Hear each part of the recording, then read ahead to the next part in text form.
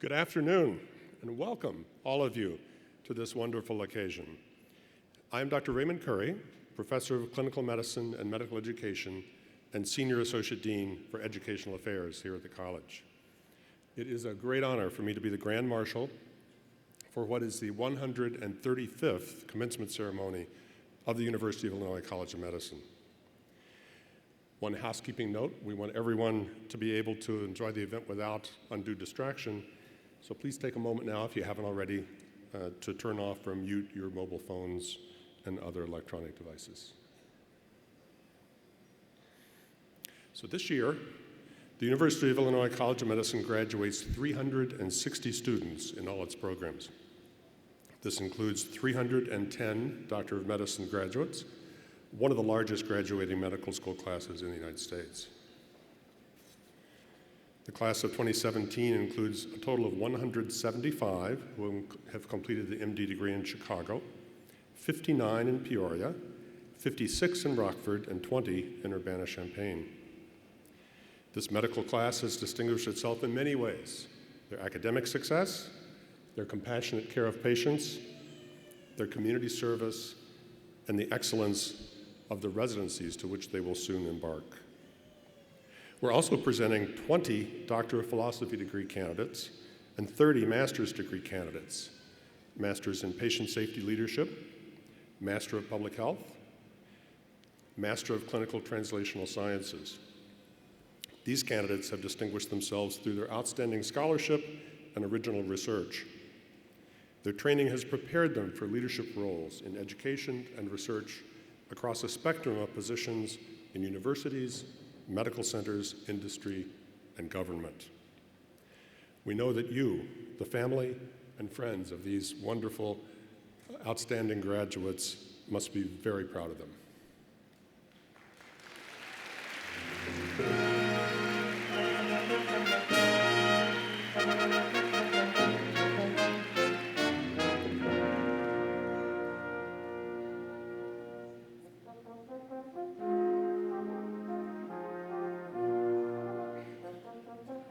I'm now pleased to formally open the 135th commencement ceremony of the University of Illinois College of Medicine. College of Medicine Executive Dean, Dr. Dimitri Azar, please escort to the platform the officers of the university and our other distinguished guests. University of Illinois Trustee, Ms. Jill Smart, the President of the University of Illinois, Dr. Timothy Killeen, the Chancellor of the University of Illinois at Chicago, Dr. Michael Emeritus, the Vice Chancellor for Health Affairs, Dr. Robert Barish, Vice Chancellor for Research, Dr. Mitra Dutta, Assistant Vice Chancellor, Health Sciences, Dr. Michelle Mariscalco, Dean of the Graduate College, Dr. Karen Colley, our distinguished commencement speaker, Dr. Pedro Joe Greer, our distinguished honorary degree recipient, the Honorable Miguel Angel Mancera Espinoza, a faculty Hooder and Golden Apple recipient, Dr. Anya Gangopadhyay, Dean's Award for Excellence in Healthcare Leadership recipient and Associate Dean for Clinical Affairs, Executive Director of the Medical Service Plan, Dr. Patrick Tramner. Faculty of the Year Award recipient, Dr. Mark Rosnick. Golden Apple Award recipient, Dr. Maurice Pescatelli. Golden Apple Award recipient, Dr. Prasad Kantiti. Secretary of the Board of Trustees and University, Deidre Williams. Chief Executive Officer for the University of Illinois Hospital and Dean's Award for Leadership for Excellence in Healthcare Leadership recipient, Dr. Avijit Ghosh, will now please lead the representatives from our affiliates and alumni to the platform. Chief Medical Officer of the University of Illinois Hospital and Health System, Dr. Bernard Bud Pagan. The Chair of the Medical Alumni Council, Dr. Javette Orgain.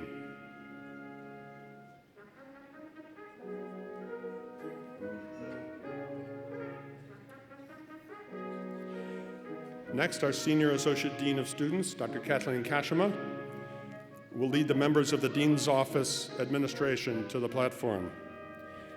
Dr. Larry Tabakman, Dr. Abbas Hadiri, Dr. Geraldine Jerry Fox, Dr. Beller Prabhakar, Dr. Sandra Yingling, Ms. Stephanie Grenage, Mr. Todd Van Neck, Dr. Frank Goldberg, Dr. Jay Noreen, Dr. Heather Prendergast, Dr. Richard Stringham, Dr. Trevon Thompson, Mr. Mark Urosef, Dr. Gloria Elam, Dr. Jorge Girardi,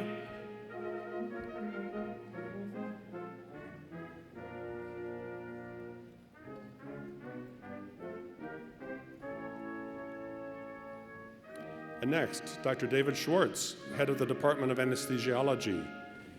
Please lead the College of Medicine department heads and center directors or their representatives that are here today. Following Dr. Schwartz, Dr. Anna Lisakowski, representing Anatomy and Cell Biology.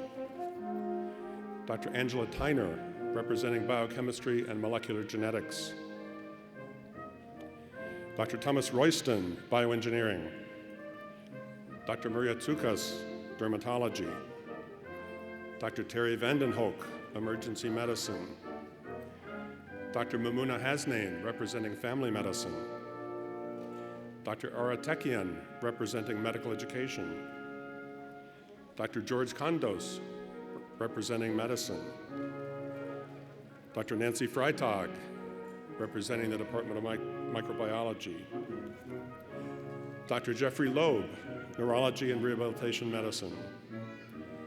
Dr. Fadi Charbel, Neurosurgery. Dr. Mary Stevenson, Obstetrics and Gynecology.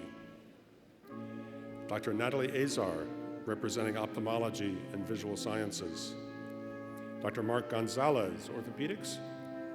Dr. J. Regan Thomas, Otolaryngology, Head and Neck Surgery. Dr. Frederick Boehm, Pathology. Dr. Mary Lou Schmidt, representing Pediatrics. Dr. Azra Malik, representing Pharmacology. Dr. Sarisa Strapada, representing the Department of Psychiatry. Dr. Charles Ray, representing Radiology. Dr. Enrico Benedetti, Surgery. Dr. Jan Kidievsky, Physiology and Biophysics. Dr. Craig Niederberger, Urology. And Dr. Robert Wynn in the Cancer Center.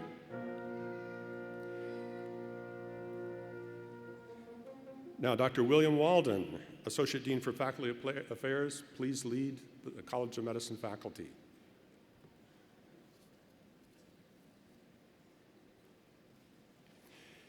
As the rest of the college faculty process in to take their seats, you may notice that in addition to their academic regalia, many of our faculty members are wearing medallions around their necks.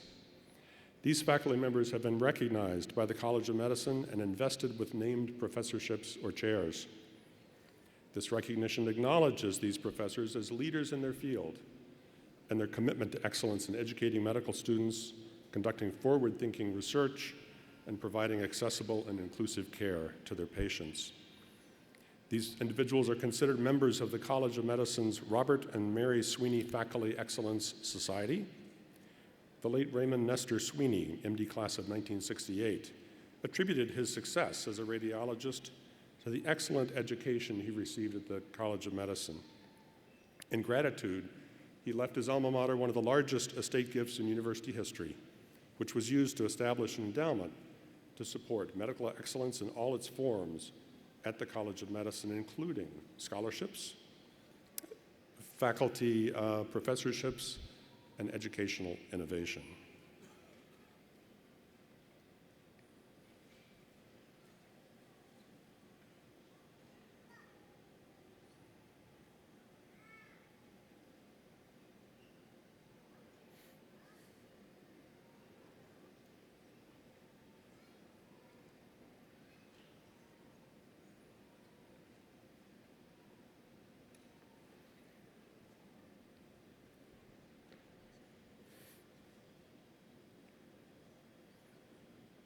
so pleased to have so many faculty here today.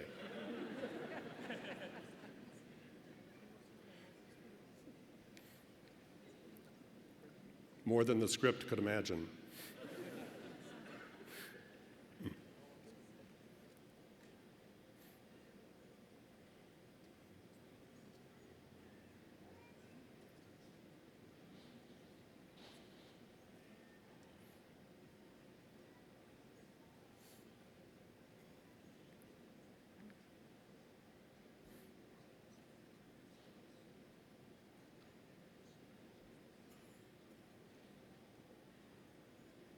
And now, I am especially pleased to present the University of Illinois College of Medicine candidates from the class of 2017.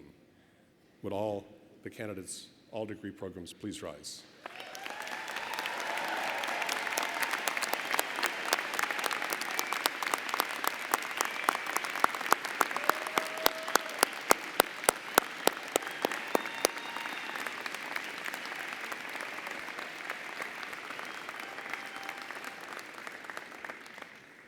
Please be seated, and let me welcome to the stage our student performers, our singers who will help us lead the national anthem.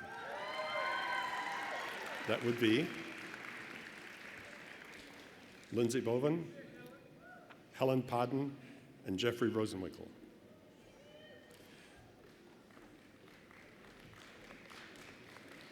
Would everyone please stand and join in the singing of the national anthem, led by our student vocalists.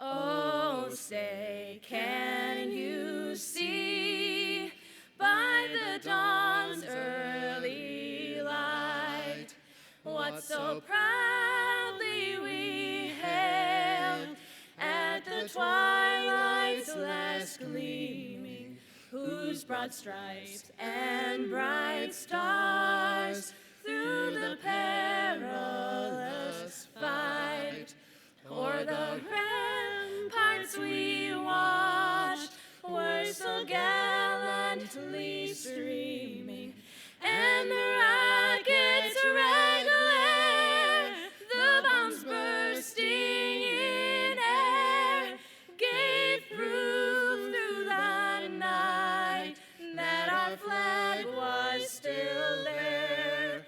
Oh, say does that star-spangled banner yet wave for the land of the free and the home of the brave?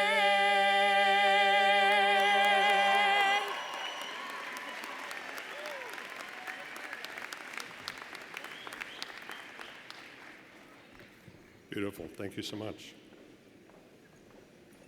Would everyone please be seated? Thank you. It's now my pleasure to introduce the University of Illinois' trustee, Jill Smart, an alumnus of the University of Illinois at Urbana-Champaign. Trustee Smart earned her Bachelor of Arts in Business Administration. She then earned her Master of Arts in Business Administration from the University of Chicago. Trustee Smart has had a distinguished career in human resources and management, which includes being named as one of Chicago's 100 most influential women by Crain Chicago Business. An active member of the University of Illinois community for many years, Trustee Smart has served the Alumni Association, the Council of Business, the College of Business Deans Business Council, and the Illinois Business Consulting Board. Trustee Smart, please come to the podium.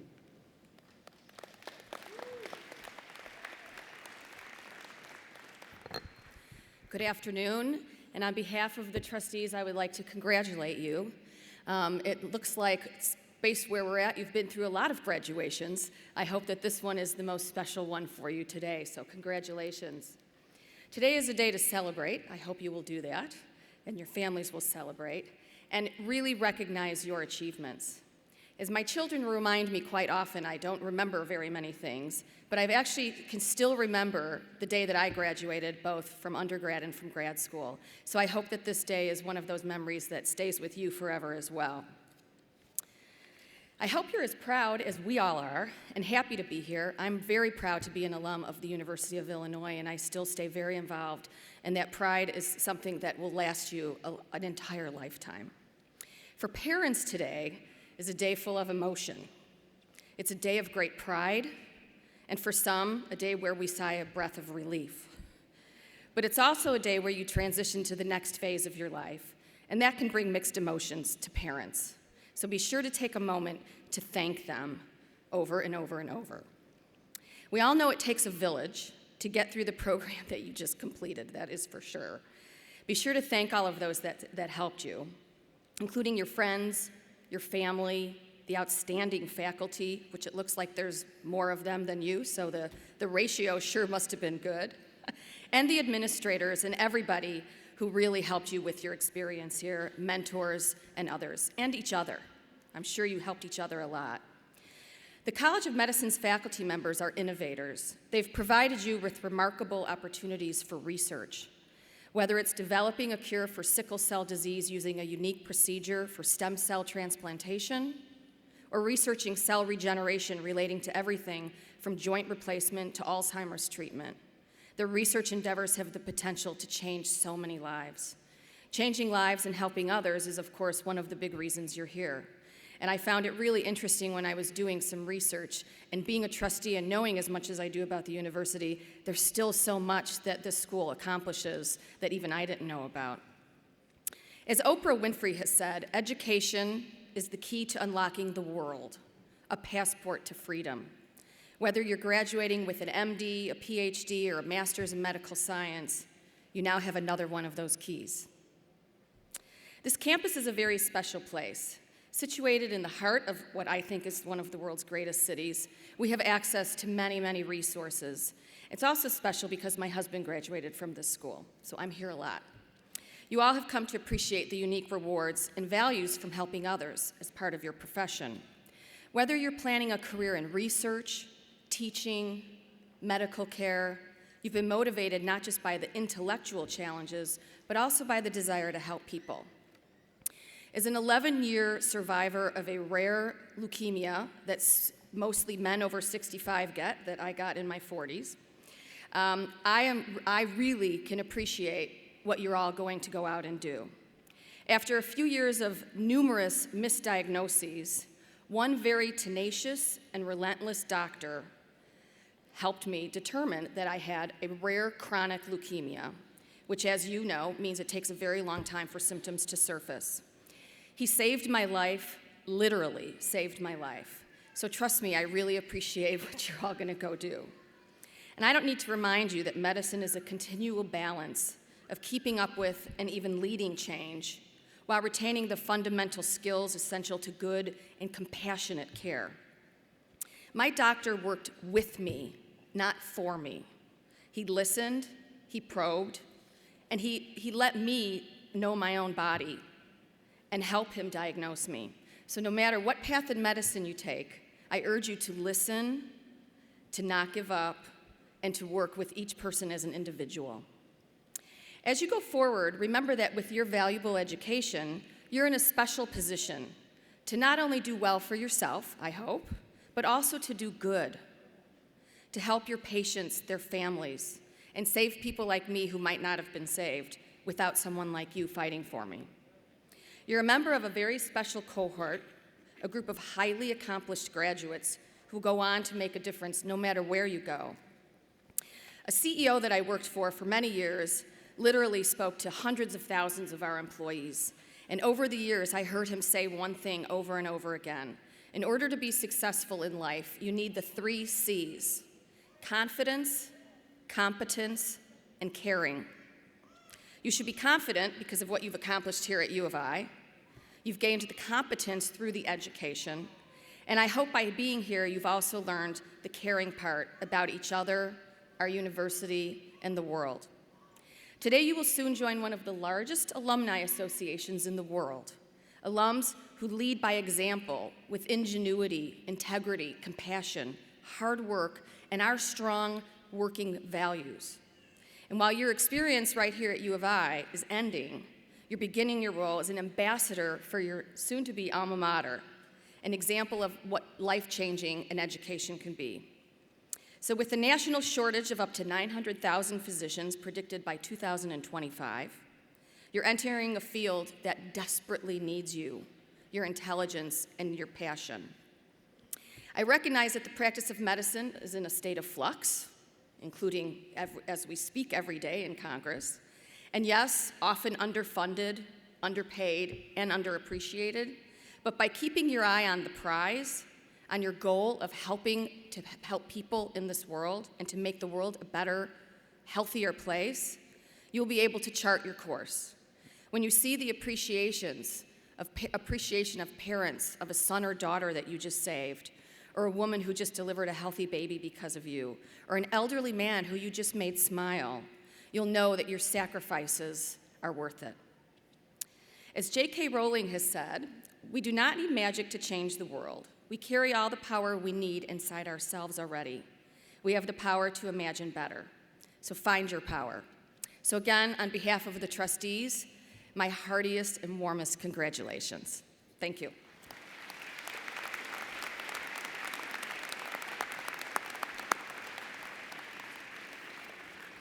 Thank you, Trustee Smart.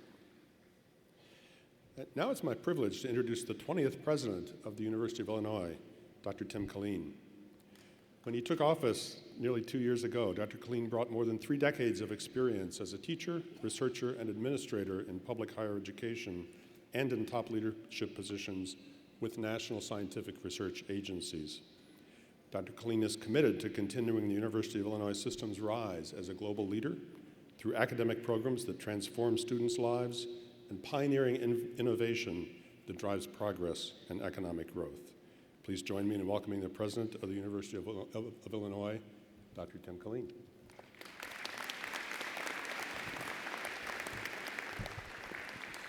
It's truly my honor to congratulate the class of 2017 on behalf of your friends, supporters, colleagues across the whole University of Illinois system.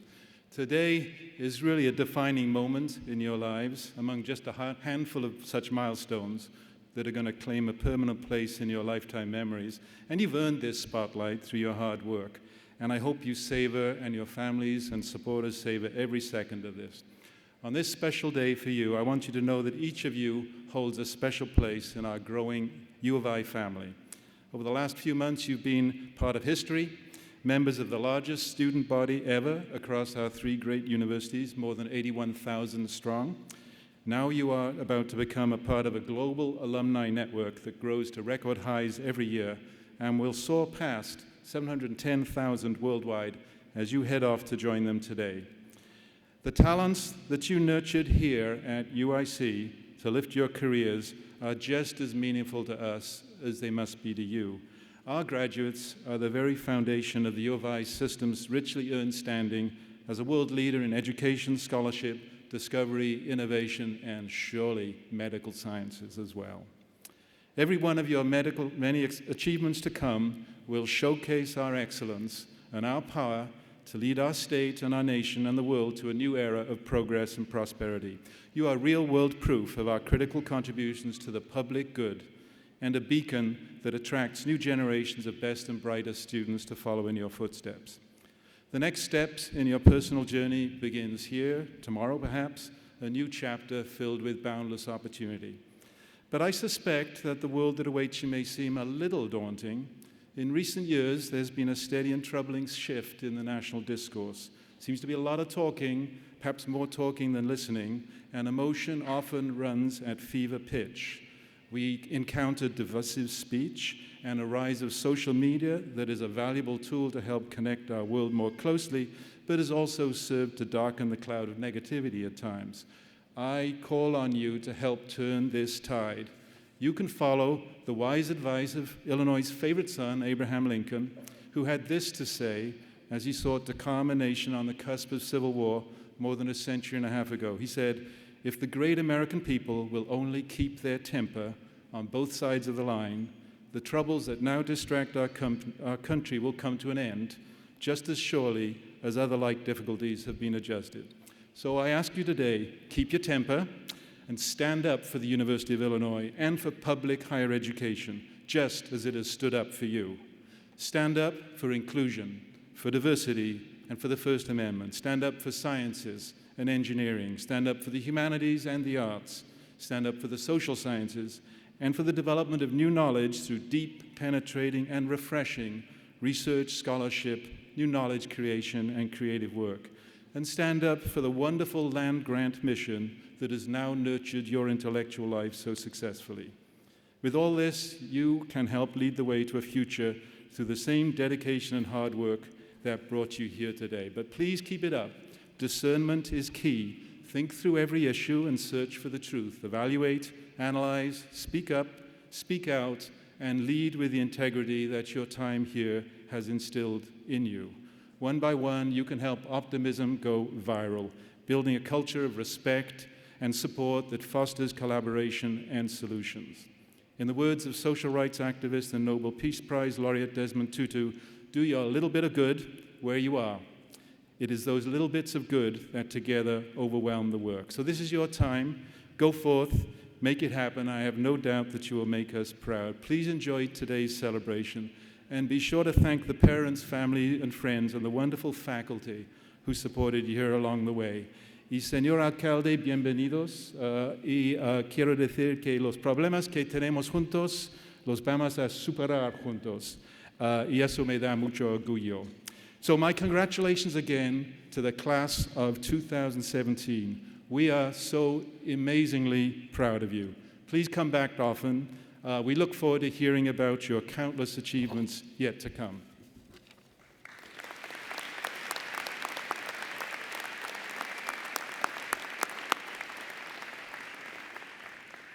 Thank you so much, President Kleen.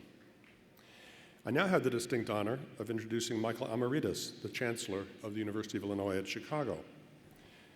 Michael Amaritis became the 9th Chancellor of the University of Illinois at Chicago just over 2 years ago.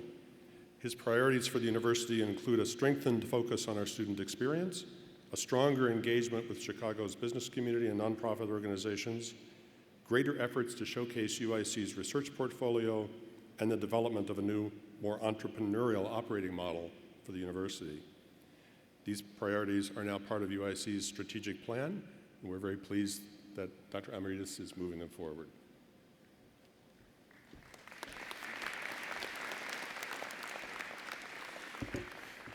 Thank you, Dean Carey. Good afternoon, ladies and gentlemen. Buenos dias and bienvenidos, Your Excellency, Mayor Mancera. Welcome all to the University of Illinois at Chicago Spring Commencement ceremonies. And I say ceremonies in the plural. I know you are interested about this ceremony, but we have 14 of them within a period of 72 hours. So if you see me quietly disappearing halfway through, it's because we have to start another one. We have a great class from the College of Medicine, a great class of 2017 to introduce to you today. But you know, watching you so far, I have started doubting that this is the case. You see, I expect that family and friends, if we have such a great class, they would clap more loudly, they would cheer more loudly, they will shout more loudly.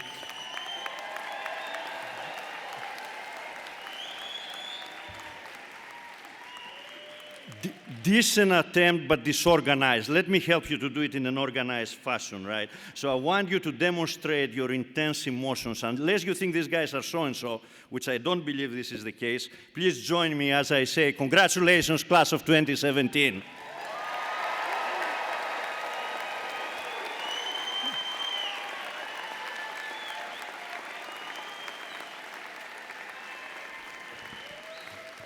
Right. Dean Azar, this starts looking more and more like a celebration. Nah. I would like to thank the families. I would like to thank the mothers, the fathers, the siblings, grandparents, spouses, children, aunts, uncles, nieces, your neighbors, your friends, everybody who is here today. I want to thank you for being here to celebrate with our students, and I want to thank you for the support, more importantly, the support that you have shown to our students over their journey, during their journey here at the University of Illinois at Chicago. And of course, I want to thank your professors. I want to thank your mentors, your advisors, not only the faculty, but also the staff of the College of Medicine, the people who sit right behind you and the people who sit behind me, the ones who pushed you when it seemed that you couldn't take one more step and then help you stand up and face the challenges. Let's recognize them all together. A big thank you to the faculty and the staff.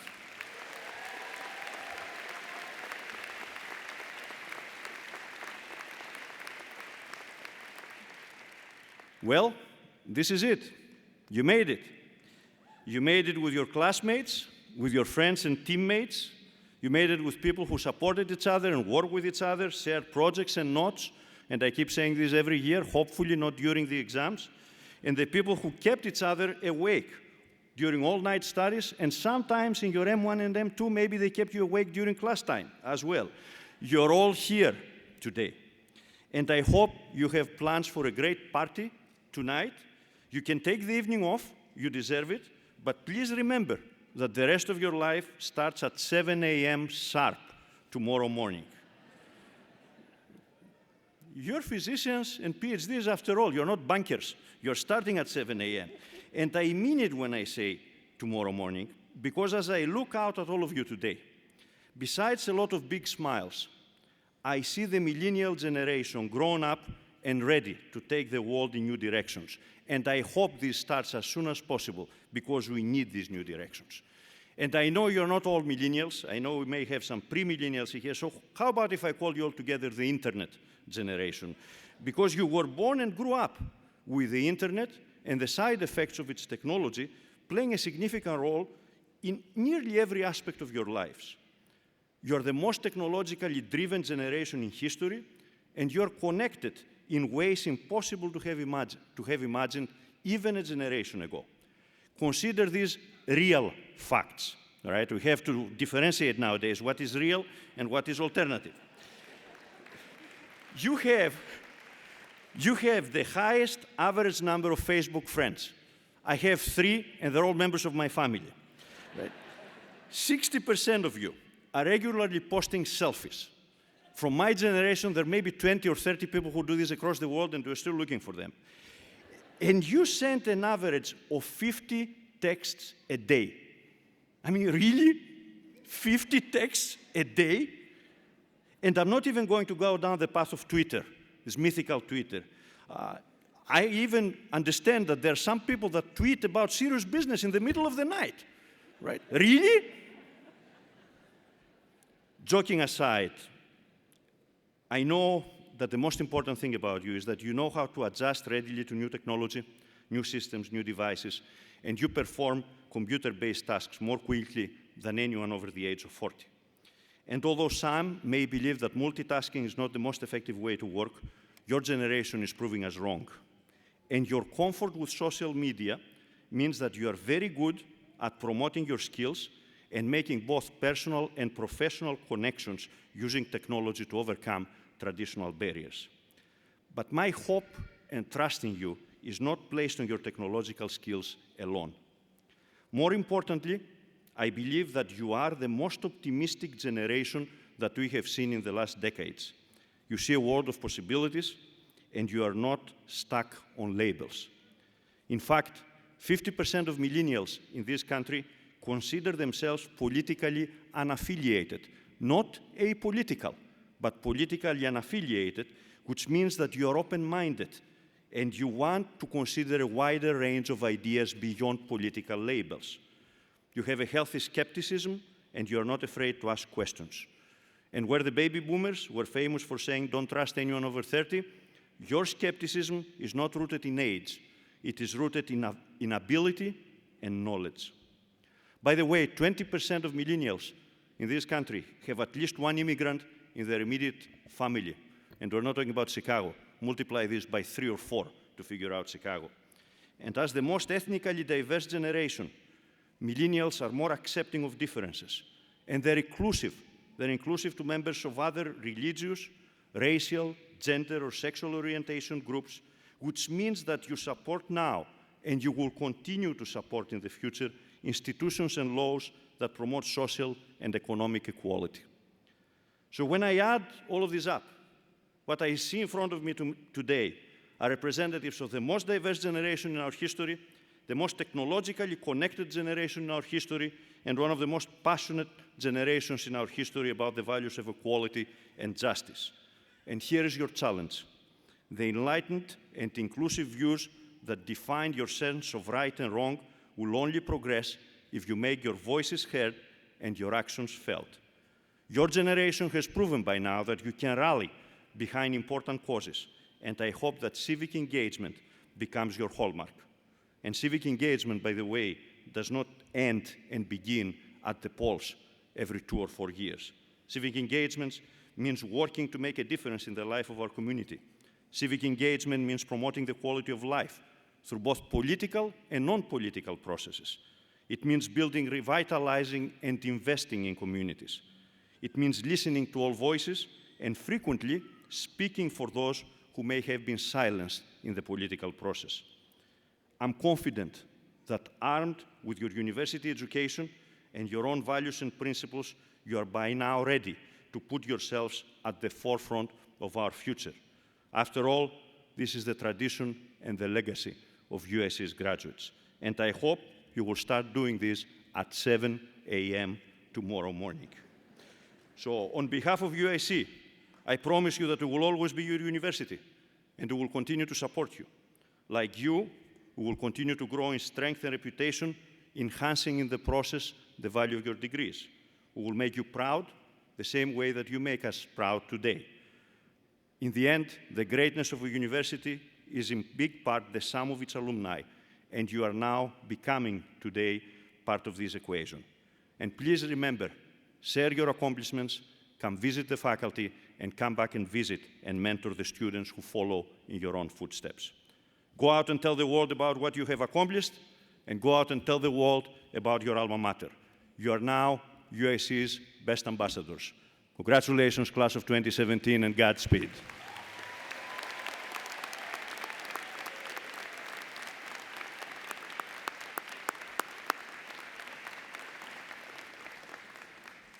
Thank you very much, Chancellor Emeritus. We are also, we're now pleasantly surprised to welcome Dr. Robert Barish to the podium. He will explain that comment further when he gets up here to deliver his welcome. Dr. Barish oversees the University of Illinois Hospital and Health Sciences System, UI Health, which provides comprehensive care, education, and research to the people of Illinois and beyond. Prior to Dr. Barish's arrival last year, he served as Chancellor of the LSU Health Sciences Center at Shreveport from 2009 to 2015, where he provided leadership for the schools of medicine, allied health, and graduate programs, a major academic medical center, and 2 affiliated hospitals. Prior to that, he spent 24 years at the University of Maryland School of Medicine as Chief of Emergency Medicine and was named Associate Dean for Clinical Affairs in 1998 and Vice Dean for Clinical Affairs in 2005. A former Lieutenant Colonel and Flight Surgeon in the Maryland Air National Guard, Dr. Barish was among a select group invited to become a NASA astronaut candidate in the early 1990s. He completed his internal medicine residency at New York St. Vincent Hospital and Medical Center and an emergency medicine residency at Georgetown University Medical Center. He's a member of Alpha Omega Alpha Honor Society, the American College of Emergency Physicians, and the American Academy of Emergency Medicine. Please join me in welcoming the Vice Chancellor for Health Affairs, Dr. Robert Barish.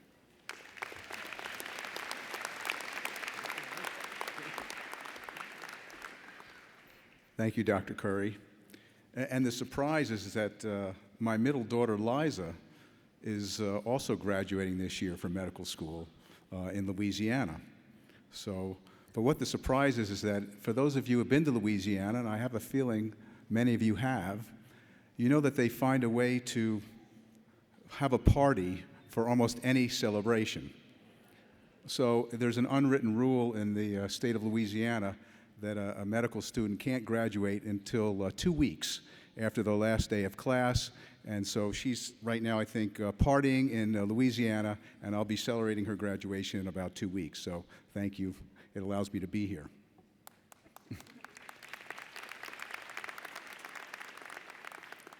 So welcome, graduates. Well done. This is an important day for you and for all of us who are here to celebrate your accomplishments. And as the President and Chancellor have stated already, I extend a warm welcome and our gratitude to all of the family members, friends, and faculty here today, those who have guided and influenced these fine students. So shortly after I arrived at UIC from Louisiana, I was given a photograph of a decaying monument that sits actually where Stroger Hospital is. And it's only a couple of blocks away. You've probably seen it. and it's here right next to our esteemed College of Medicine here in Chicago. After I received this, I actually presented it to our dean, Dean Azar. So on the monument is a plaque engraved with this quote: "One does not ask of one who suffers, what is your country and what is your religion? One merely says, you suffer, that is enough for me. You belong to me, and I shall help you." Louis Pasteur. I have every confidence that this College of Medicine graduating class of 2017 will be guided by the principles stated by Pasteur. So graduates, you have diligently worked for many years to reach this milestone, and we honor your success. As you move on to your chosen next steps, I encourage you to be advocates of what you have learned here, to strive for quality, to be responsible and accountable for your actions. I encourage you to advocate for health equity, for the aim of medicine is inclusive and respect of the patient. Advocate for innovation and excellence, not only in medicine, but in every aspect of your life. You have the ability to make significant change happen. And I know, Trustee Smart, you talked about the 3 C's. I'll add an A, which is attitude will get you altitude. So enjoy the ceremony, and remember to thank those who've helped you along the way, even those who could not be here today. Keep in touch with one another and with the University of Illinois at Chicago. Thank you.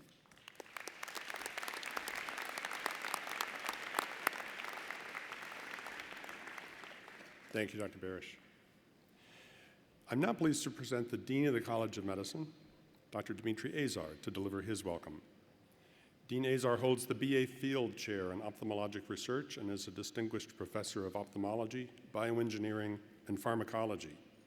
Dr. Azar joined the University of Illinois at Chicago in 2006 as the chair of the Department of Ophthalmology and Visual Sciences. He earned an executive MBA with high honors from the University of Chicago. He is the author of over 400 scientific articles and book chapters, editor of 16 books in ophthalmology, and holds over 32 patents. He is a perennially, named perennially as one of the best doctors in America and one of Castle Connolly regional top doctors in America since 1994. A leader in basic science and clinically related vision research, making clinical contributions to the treatment of corneal diseases and to advances in refractive surgery through mathematical analyses and the applications of advanced optics, for which he has received the prestigious Barquer and Castroviejo Awards. He has also received from the University Scholar Award in 2009 and was named a UIC Distinguished Professor in 2012. As Dean of the College of Medicine for the past 6 years, Dr. Azar has transformed the college to become a leader in education, research, and clinical care. In education, beginning this fall, there will be a new medical curriculum that will implement active learning and curricular innovations in modernized physical learning spaces, which he spearheaded. With regard to research, the college now ranks in the top 1/3 nationally among medical schools in total NIH research funding and accounts for more than 50% of UIC's total NIH expenditures.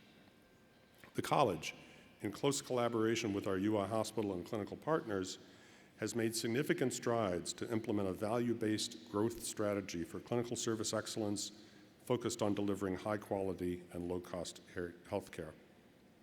Dean Azar has provided leadership to the college by articulating an inspiring vision for the college's future, translating that vision into specific goals, and obtaining the support necessary to achieve those goals. Please join me in welcoming Dean Azar to the podium.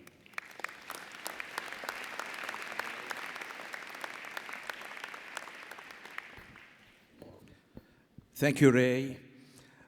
Thank you, Trustee Smart, President Killeen, Chancellor Emeritus, and Vice Chancellor Barish for your kind remarks to our graduating students. It is an honor to have you celebrate this wonderful occasion with our College of Medicine community. Thank you. I would like to begin my remarks by congratulating the College of Medicine class of 2017. Please join me in applauding those graduates, their parents, spouses, families, friends, and mentors. I can't hear you. Hey! I cannot believe that this is my 7th year standing here as in a commencement ceremony as Dean of the College of Medicine. So it's 6 years, started just before the graduation ceremony, and now it's the beginning of the 7th ceremony. This day is the best day of the year, not only for you, but also for me. Today marks the beginning of your careers as graduates of the University of Illinois College of Medicine, one of the premier medical schools in the nation. This is a very special day and a proud achievement. Congratulations for this great achievement.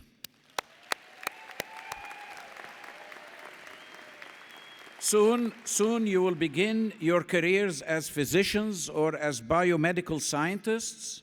Your careers will take you into challenging residencies or demanding postgraduate programs, and I'm confident that the foundation in science, medicine, and service that you have received at this college has prepared you for your continued future success.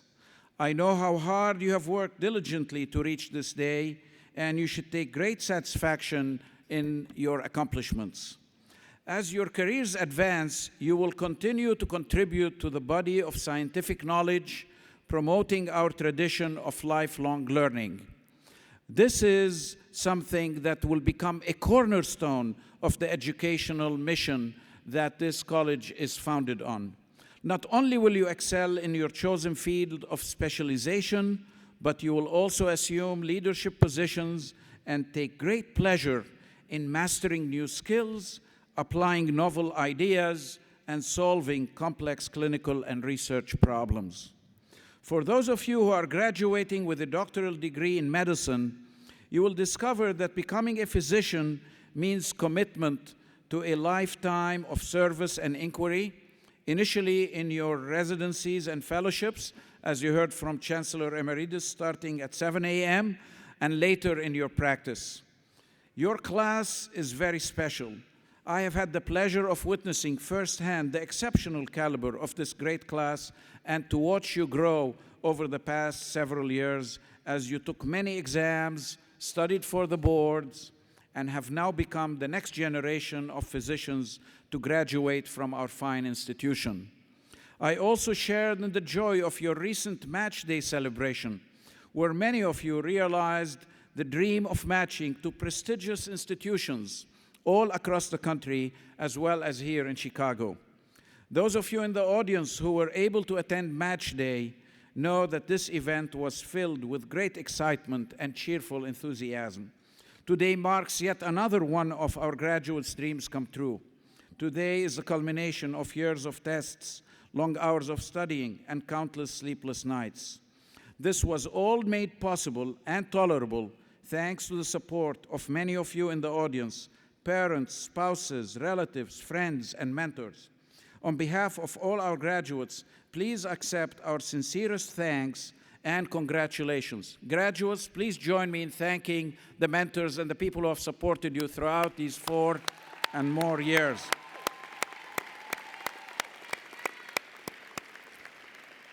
To the graduating class, I conclude by saying, when I'm asked about what is medicine, many of you have heard me say it can be summarized in 2 words: delayed gratification. Finally, today is the day of the gratification with a big G. I also say you represent the finest examples of the college's mission to enhance the health of those in our care, providing outstanding service and evidence-based medicine, though challenging at times, will remain one of your greatest rewards as physicians. It is my sincere hope that you will forever apply what you have experienced as students at the College of Medicine. Passion in your pursuits, compassion and dedicated service to your patients, and excellence in every aspect of your lives. Congratulations and best wishes for your continued success.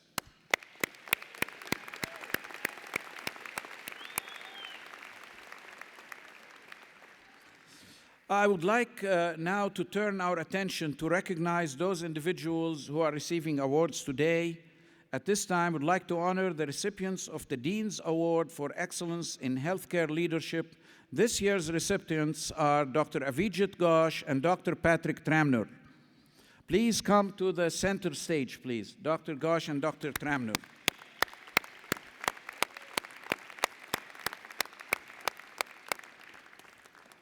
Dr. Ghosh, first, a few words about you. Dr. Ghosh was selected for this honor in recognition of his exceptional accomplishments as a leader in healthcare. He is the CEO of the UIC hospital. He is the head of the UI Health program in the hospital, and he has been a relentless champion for patient-centric care focused on improving quality and patient experience. He has been a great partner for the College of Medicine and has also introduced innovative programs such as Housing for Health. These have earned important national attention and recognition. At the same time, Dr. Ghosh has been a strong advocate for disciplined, fact-based decision-making, leading to more effective and efficient delivery of care. Congratulations, Dr. Ghosh.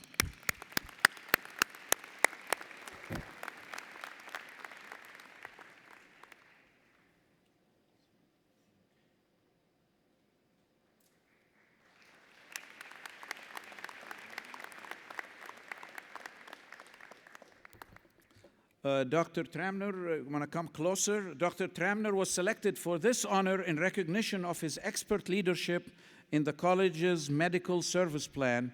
Dr. Tramner has been at UIC for over 32 years and has served in such roles as Department Head of Family Medicine, Associate Dean for Clinical Affairs, and Head of the Physician Group.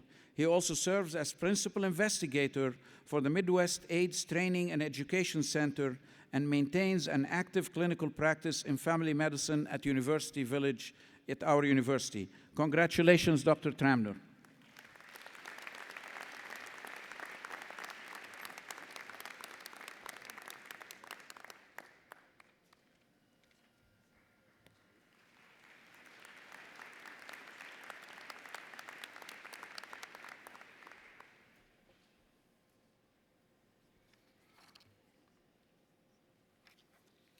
Dr. Curry.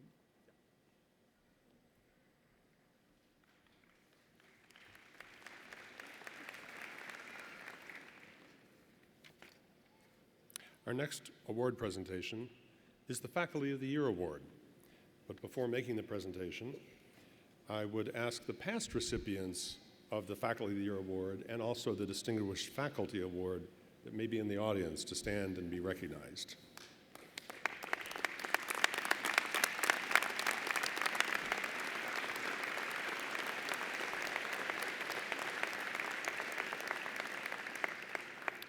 Thank you.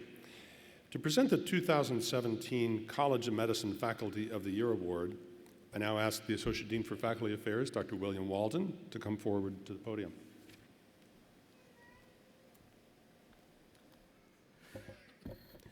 I would now like to invite Dr. Mark Resnick to come forward to the center stage. I have the distinct honor to present Dr. Resnick with the 2017 College of Medicine Faculty of the Year Award.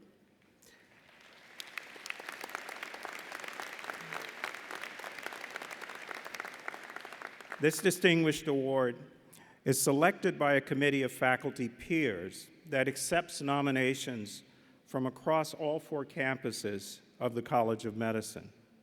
This award acknowledges a faculty member for excellence in contributions to college programs in areas of teaching, research, and clinical service.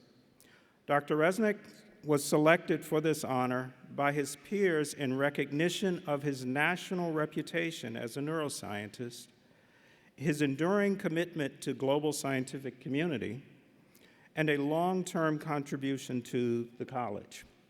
As an educator and scholar, he has spent 30 years exhorting UIC medical and graduate students to understand and appreciate the intricacies and implication of communication among cells in the nervous system.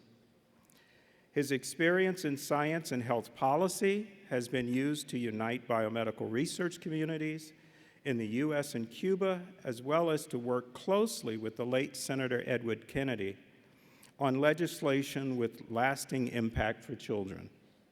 Finally, Dr. Resnick's 3 decades of investigation on neurotransmitter signal transduction has evolved into novel strategies to diagnose and personalize treatment for depression. I am delighted to present Dr. Resnick with this plaque on behalf of the college. Dean Azar, please come forward to the center stage to present Dr. Resnick with the award for Faculty of the Year on behalf of the College of Medicine. Congratulations.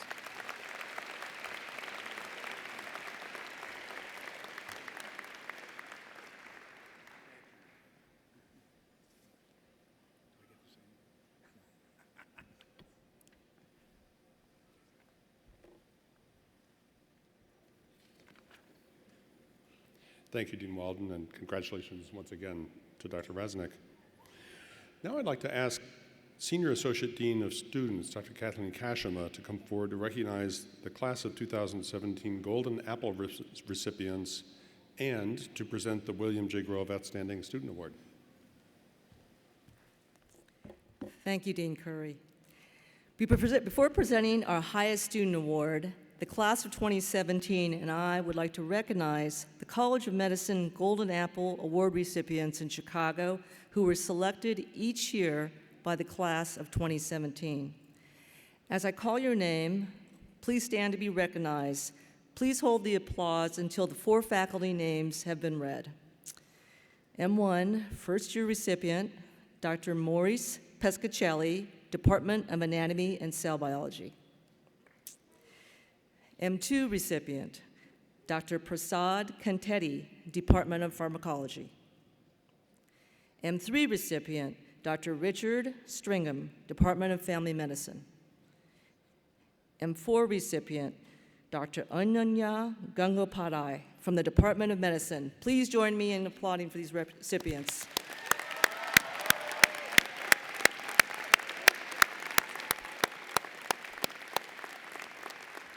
Thank you. Now I'm very pleased to present the William J. Grove Outstanding Student Award for 2017. The recipient of the award is selected by a committee of faculty based on the qualities exemplified by Dr. Grove, a combination of intelligence and skills with excellence in academic achievement, a high level of involvement in medical school, a commitment to the medical community, altruistic pursuits, and leadership qualities. I invite Ms. Sarah Duran to please come forward, center stage, as this year's Grove recipient.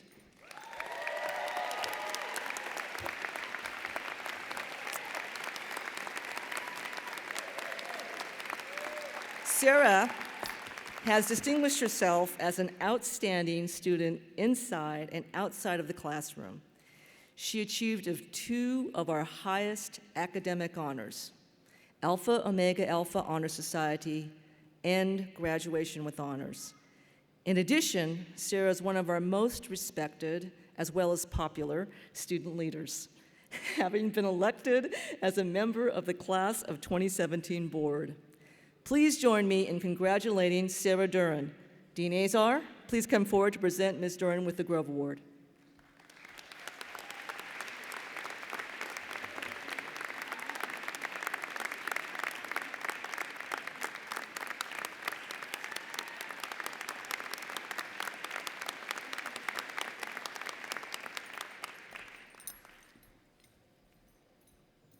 Congratulations.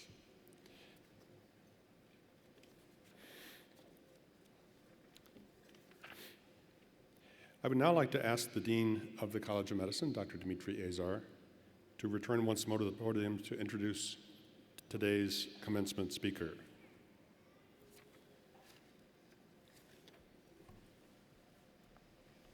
Thank you, Dr. Curry. It's my pleasure to introduce a very distinguished physician and leader in medicine, Dr. Pedro Joe Greer. Dr. Greer is Professor of Medicine, Founding Chair of Humanities, Health, and Society, and Associate Dean for Community Engagement at the Florida International University, Herbert Wertheim College of Medicine in Miami, Florida. In his role as Associate Dean for Community Engagement, Dr. Greer promotes the social mission of his respected university to facilitate medical student training and improve community health. Working with various FIU colleagues, Dr. Greer spearheaded a unique service learning and community-based medical curriculum to prepare physicians and other health professionals to address the social determinants of health while simultaneously caring for individuals and communities through a household-centered approach to clinical care. Dr. Greer is a member of the Alpha Omega Alpha National Medical Honor Society and a fellow in the American College of Physicians, American College of Gastroenterology. He is board certified in medicine and gastroenterology. Prior to joining the faculty at Florida International University, he was the former chief of gastroenterology and hepatology at Mercy Hospital in Miami. Dr. Greer has received numerous awards and honorary doctorate degrees. Most recently, he was honored with the 2014 National Jefferson Award in the category of Greatest Public Service Benefiting the Disadvantaged.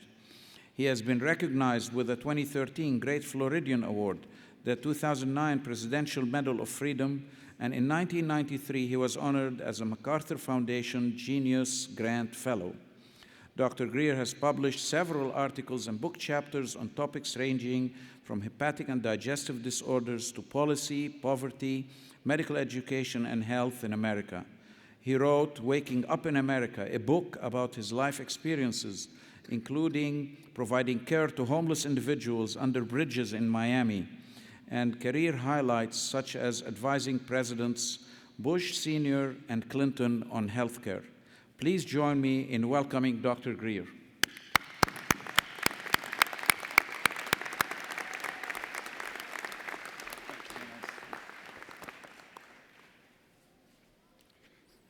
Thank you, Dean. My mother wrote that. Well, congratulations. After I speak and you walk through here, you are physicians. And by Webster's definition, it means you are qualified to practice medicine after you finish your residency program. I added that part. So how has medicine changed in the last 150 years? Do you realize that towards the end of the 19th century was the first time that doctors wore white coats? Prior to that, they were black coats. Not because it was solemn like a priest or a rabbi, because basically we were practicing black magic. We offered no sciences, and we were the last stop before death. At the turn of the 19th to the 20th century, we started wearing white coats as science was illuminated by people like Lister and the Fleckner report that came out in 1909. And today we realize that white coats are wonderful petri dishes. That perhaps that's the best thing to wear when you're on the wards. So medicine, through its garb, is going through another change. Do you realize that for about the last 10 years in this country, for the first time in the history of this country, your zip code, not your genetic code, is more important in predicting your morbidity, your mortality, and your suffering in the United States of America? That 80 to 90% of all diseases in this country have a non-biologic cause, the social determinants of health.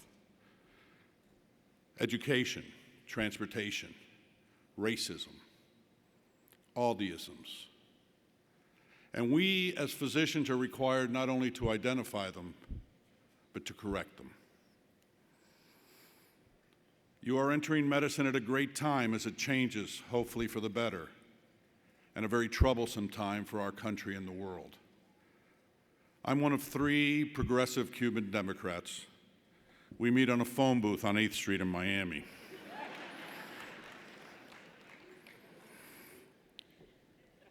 You guys can make this world better, and I'm going to say something I never thought in my life I would say. God, I miss Richard Nixon.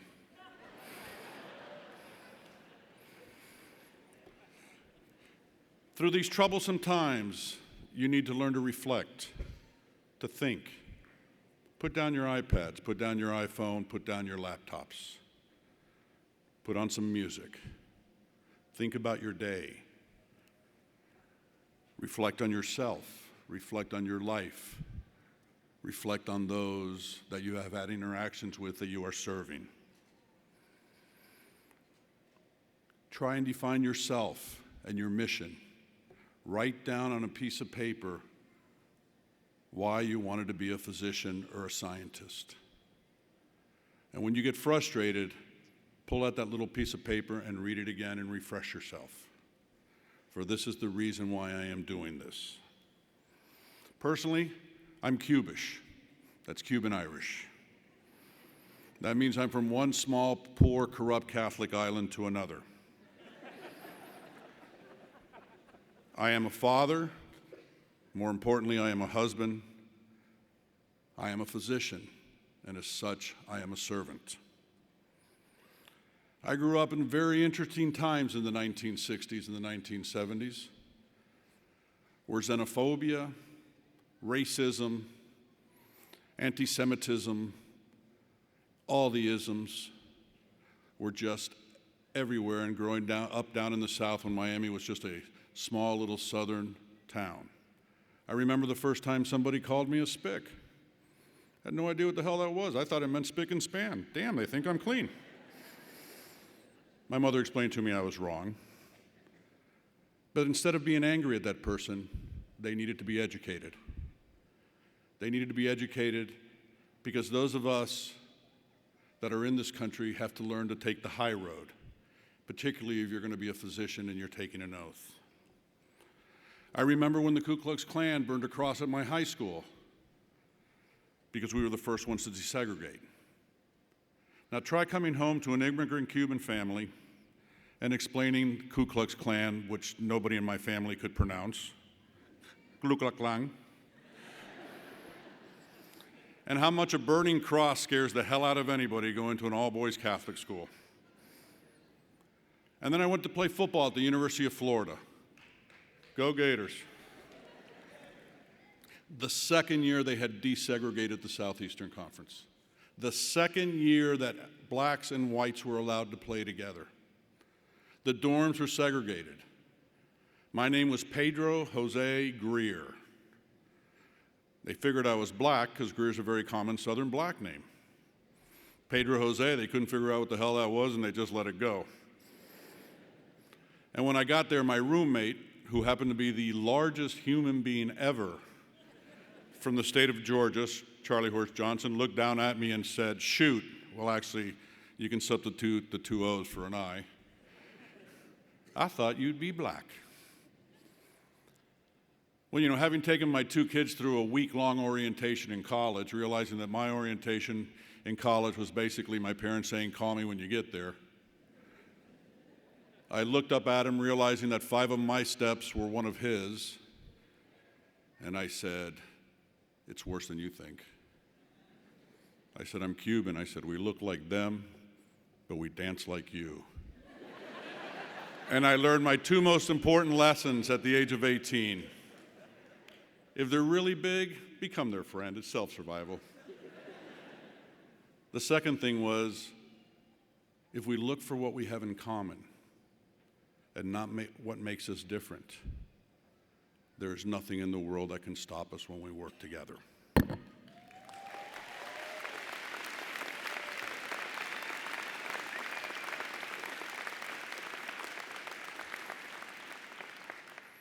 As all of you graduate today, you have to look back on your life and the experiences that have occurred to you in your life that are going to make you the professional that you're going to be.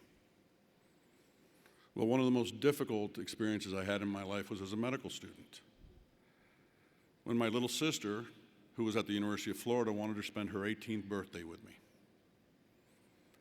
And she was killed in a car accident on the way down.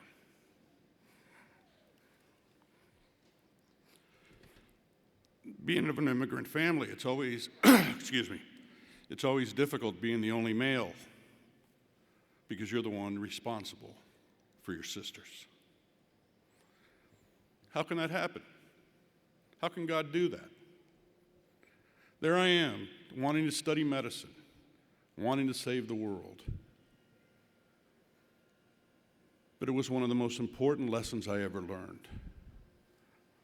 Since my parents were devastated, I had to handle the entire funeral and the eulogy. But when we went to bury her, there was a busload of elderly. My little sister used to volunteer with them all the time. They came to repay their respects.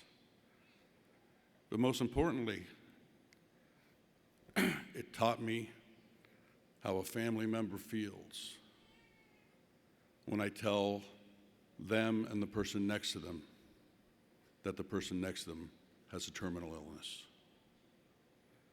The sense of anger, the sense of loss. And they weren't angry at me. They were angry at the message. Each and every one of you will be in that position one day. And this is just not a matter of giving somebody a pathology report or an imaging report. This is understanding emotions. This is compassion. This is empathy. This is spending all the time you can with them. It's giving them your cell phone number, because before cell phone numbers, we'd give them our home number and a piece of paper to write something down, because once you say the word cancer or terminal, your patient's not going to hear anything after that. And you have to be there to answer questions and educate and console. For very interestingly, as a physician, our job is not to cure. Our job is to improve the quality of people's life. Curing happens to be one of those many aspects.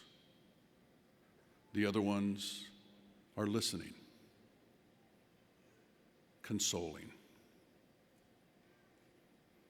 just being there. That's what it means.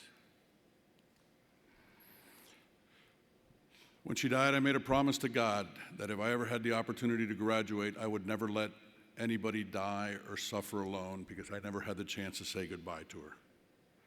The problem is, when you make a promise to God, where are you going to hide? Well, ever since our county mayor decided that Miami was not going to be a sanctuary city,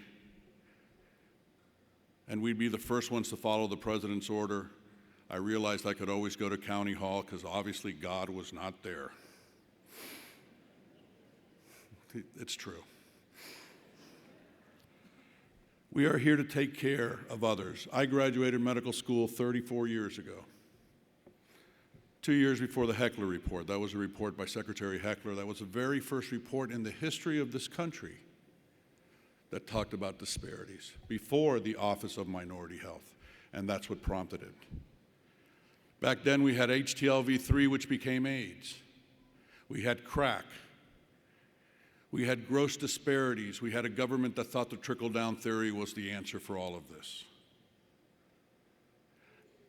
And on my first rotation at Jackson Memorial Hospital in the intensive care unit, I had a man who was dying of miliary tuberculosis. For those of you that are not physicians, it's in essence metastatic tuberculosis all over your body. Intubated in the intensive care unit with a tag that had his name, his date of birth, which didn't quite correspond with the features on his face, and it said no address. That meant that fire rescue had found him under a bridge.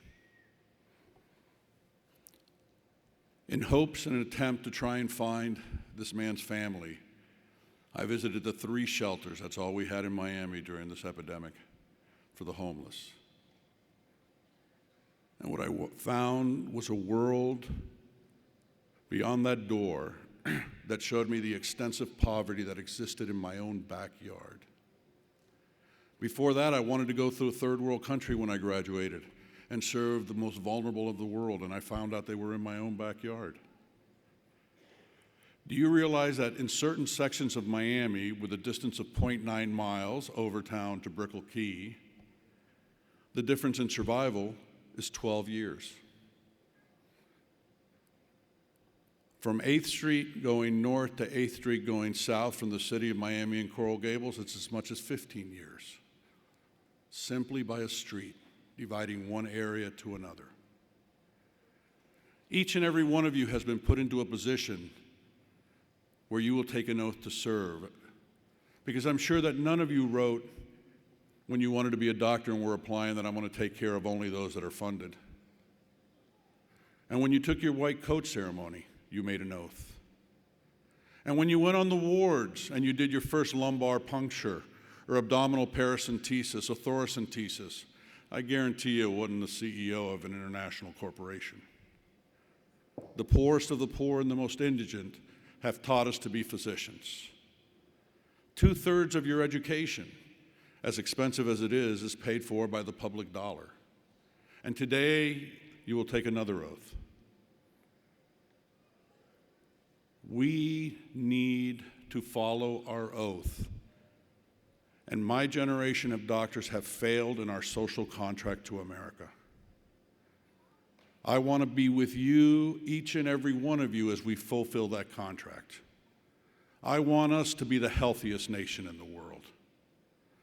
I want us to give the opportunity to those kids in those neighborhoods, just like my father, who was the first one to finish high school in our family, and then become a physician, the opportunity to turn the tide in their families through education.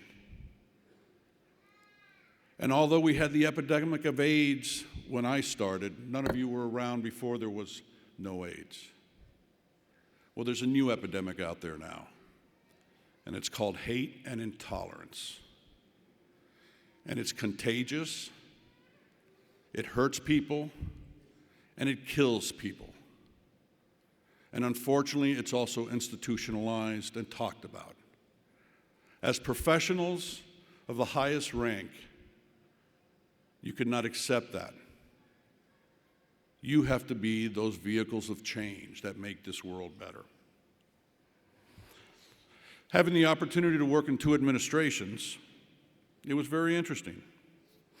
I always use my humor, because one of the things I found out about Washington, and I see many times in my own profession, is we think how important we are. We're not that important. But the work we have chosen to do is the most important of all works. It's about human life. It's not about the doctor's life. It's about those that suffer, those that might die a decade and a half or longer before you. In the federal report that came out of Ferguson in St. Louis, the difference between the African-American suburban neighborhood and the white suburban neighborhood was a difference of 35 years in survival. How is that acceptable in our nation? And now with all this anti-immigrant talk, all I can think about is these 2 Native Americans sitting on Plymouth Rock, watching the Mayflower come in, and one just looked at the other and said, "Oh my God, boat people." Where the hell do you think we're all from? And one of the things I remember from Washington was an advice that was given to me. If you're willing not to take the credit, there isn't anything we can't accomplish together. And collectively, all the minds, the intellect, and the passion that sit there in front of me, I cannot see any problem that you cannot resolve, any dilemma that can't be resolved, any life that cannot be saved.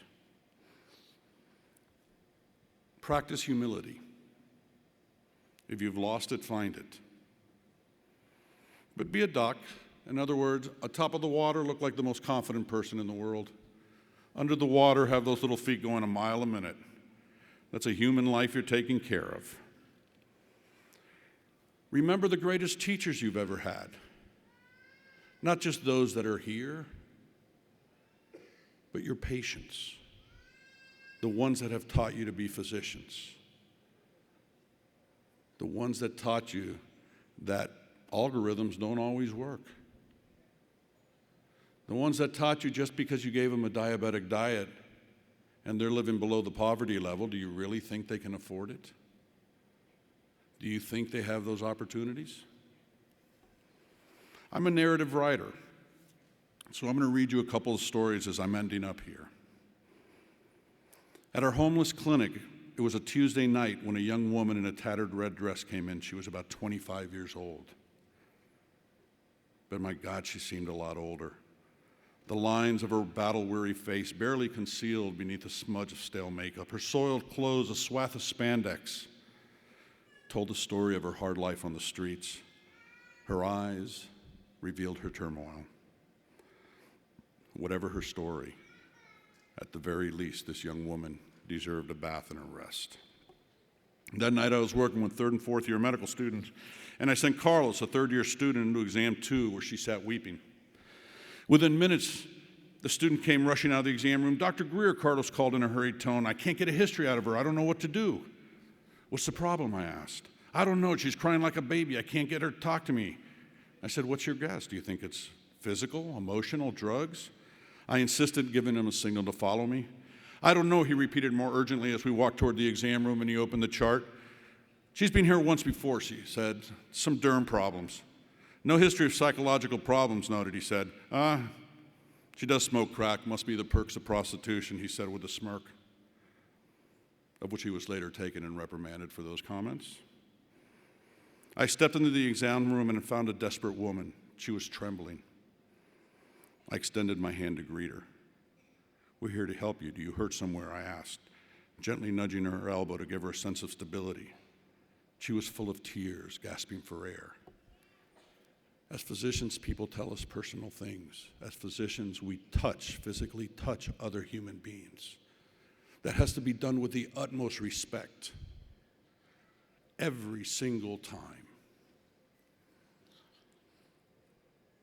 "It hurts down here," she said between sobs, holding her lower abdomen and doubling over. "It feels like it's burning. It won't stop. Please help me, please," she said.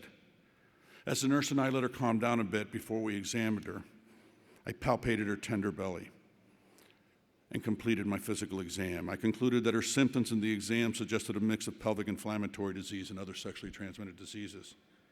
"It'll be okay," I told her, trying to offer a little reassurance. Slowly, she began to tell us why she had come to ours, a free homeless clinic, when she could have gone to the gynecologist at the public health unit. "I was raped hard last night," she said, as she doubled over again in tears and in shame. "Why didn't you go to the rape treatment center at Jackson?" I asked. "It was right near the clinic, and after all, it was one of the top-notch centers in the country." "Doctor," she said, with a look that suggested I should know the answer to my own questions, "look at me," she said. "Look at how I'm dressed." Then she paused and broke into sobs. I couldn't take the comments that people would make. The comments that people would make. You have to learn that in medicine we care for others without prejudice. We don't make comments like that, and we don't tolerate them. For we never know what happened to somebody the night before, the morning before, the year before. It is our job to judge on their illness, to improve their lives, and to make them better. But you know, she was right. We have this mammoth system of health care that offers excellent medical care and all the best technology. But systems and equipment, they offer no solace, no empathy, no protection from prejudice. That's because there's a gaping error in construction of buildings and technology. It has no soul. For that means you become the soul. You become the one that changes that institution, as this institution at UIC has become. You are the ones that are going to be the leaders. You're going to be chiefs, you're going to be chairs, you'll be deans, you'll be whatever. You're going to be a physician, you'll be a scientist. You will have people working for you. It is your tone, it is your attitude, it is your lack of prejudice that will make the difference. So what can society learn from a homeless hooker? I learned more from her than I did from Nobel Prize laureates. Maybe it was because I didn't understand a word they were telling me, but that's another story. But that's what we do. Listen to your patient. Listen to why they came to you. Don't be satisfied just because you made a diagnosis. One afternoon around lunchtime, I walked into the clinic with a sandwich. I greeted the patients in the waiting room, walked over to the pediatric area where I found a mother for 3 of her children. They told me they had come in from the Salvation Army shelter. Her youngest child caught my eyes. He was about 6 years old, a little boy with a sweet smile. I offered him my bag lunch, which he graciously accepted. He took the sandwich out of the bag, unwrapped it, split it in half, and then took 2 bites. Put the 2 halves together, put him back in the bag, carefully folded the bag and put it back in his pocket. Why'd you do that? I asked him. Why would he do that? I can't imagine being a homeless child and a hungry homeless child. I can't even imagine this clinic that we had started that said homeless out there, identified him as homeless, and we labeled him, which I think was a horrible thing we did. Did you imagine being a homeless child? Do you imagine the frustrations of being that homeless mother? I have 2 children. If you put me in a room that's 8 by 10 with them on Friday, I guarantee you I'm the only one walking out on Monday morning. And these kids, one year we asked them for Christmas, what would you like? And you know what they told us? Socks and underwear. Nobody donates socks and underwear. And if you're going to do that, buy new ones, please. Nobody does that. Socrates taught us to question assumption. We live in our world that's a nice and comfortable world. My wife and I live in Coral Gables, what I refer to as the city for the financially gifted. If somebody brought a sandwich into my neighborhood and gave it to somebody, we'd hire a tester, or at least a canary, and if the canary was still sitting, we'd eat it. Why'd you do that? I asked that little boy. And his reply stunned me. It's for my brothers, he said. You see, he was hungry, but he knew his brothers were just as hungry. God has allowed me to study medicine, to explore the depths of disease and its treatment. He has given me brilliant professors and inspiring mentors. He's opened the tombs of healing and placed in my hands the most precise instruments of modern technology. And on any random afternoon, God has extended his most remarkable postgraduate opportunities. He's allowed me to find them in the emergency room, under a bridge, in the waiting room of a neighborhood clinic, and the wisdom and humanity of a homeless child. The goodness of that child has never left me. Every morning in my daily prayers, I pray that I could be that child, that I can go through life without judging and without being prejudiced if it's not part of my job. I'd like to end with this message.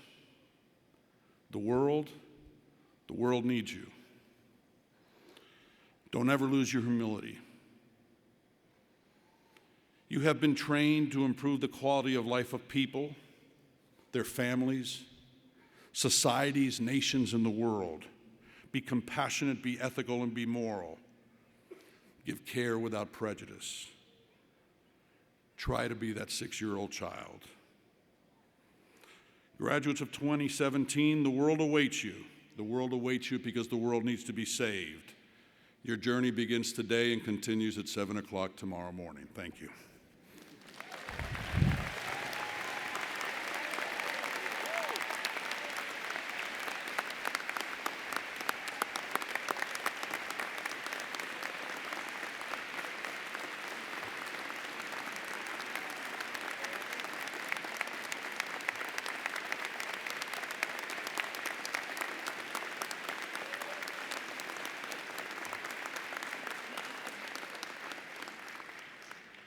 Thank you, Dr. Greer, for that stirring address. It is an honor to have you here today as our speaker. I'd now like to ask Dean Azar to come to the podium to present the honorary degree to the Honorable Miguel Angel Mancera Espinoza. We'd also like to acknowledge the members of Mexico City's Executive Cabinet here in the audience with us today. Dean Azar.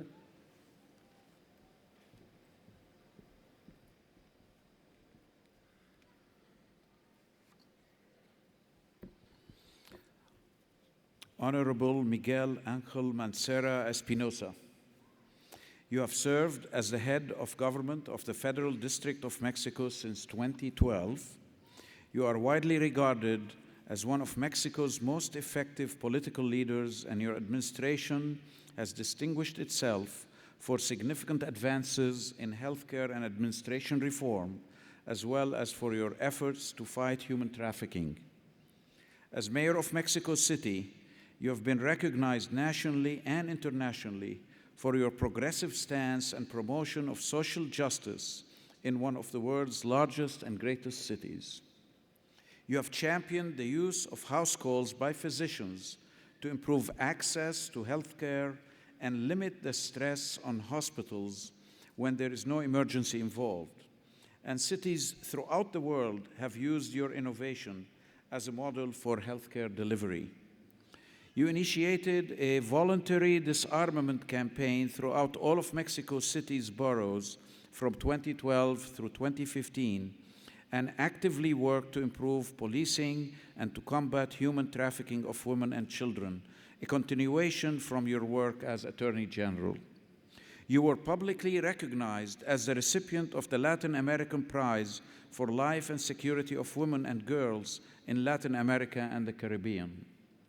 You also began a major urban renewal project, Corredor Cultural Creative Chapultepec Zona Rosa, which is a creative cultural corridor, in order to promote the preservation of that important historical district, which received the International Architectural Award in Urban Planning by the Chicago Museum of Architectural Design and the European Center for Architecture, Art Design, and Urban Studies. Dr. Mancera, you are a distinguished scholar and reformist political leader. Under your administration, Mexico City signed an agreement for scholarly exchange with our university in July 2015, and with the University of Illinois system signed a memorandum of understanding for academic exchange with UNAM in 2016. As part of Sister City International, Mexico City and Chicago celebrated their 25th year anniversary partnership in 2016. In appreciation of your contributions to society, and upon the recommendation of the Senate of the Chicago campus of the University of Illinois, on this day, the Cinco de Mayo, I am honored to present you to the President of the University for the honorary degree of Doctor of Humane Letters.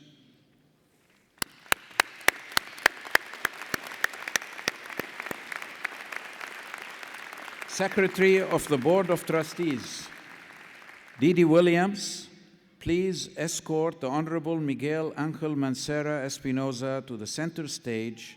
President Killeen, please come to the podium.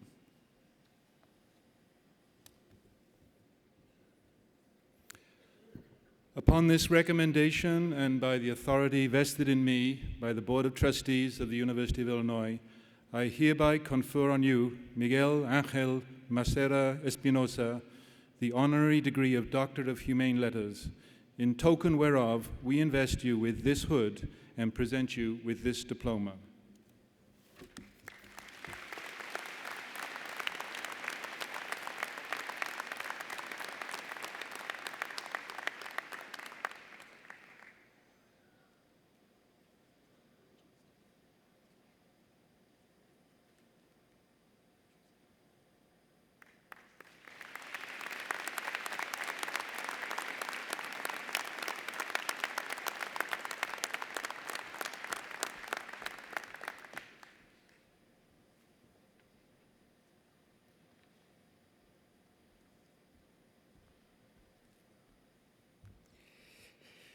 Thank you very much. I'm very nervous because I'm also the same class, the class 2070, right?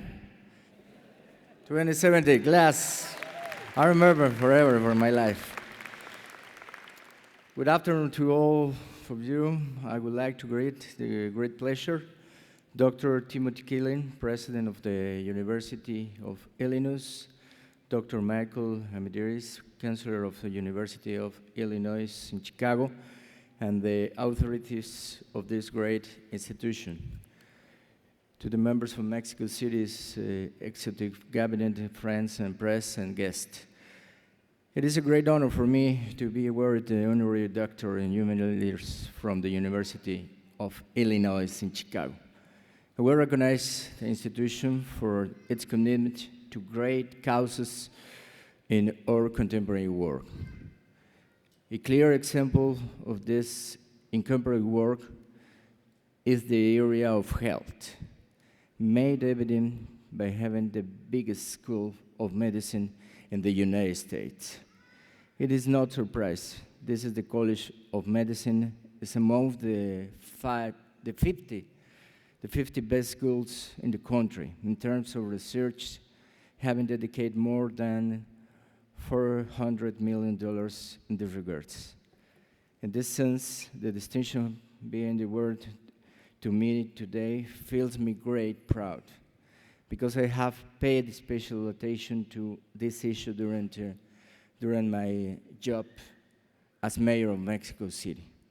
I would like to particularly highlight the launch of the Doctor at Your Home, a program that today provides real and universal access to health services to people who did not have, due to their economic situation, lack mobility or lack knowledge.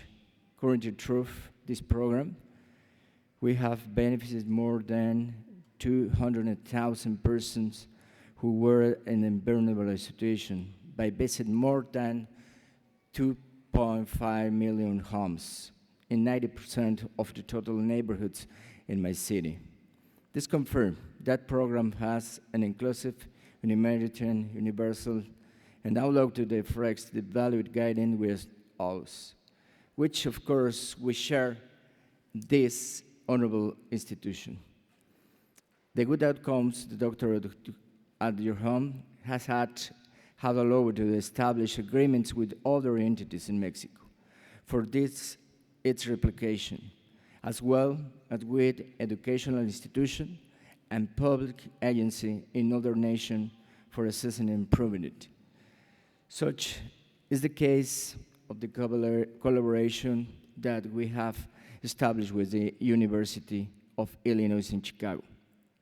So we can run joint projects for research and academic changes.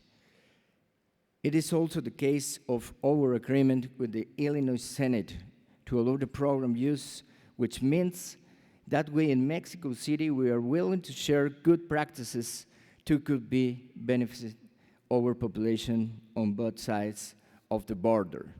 And we are not forgetting that the College of Medicine of the University of Illinois is the educational institution with the greatest percentage of Latino students enrolled in the United States.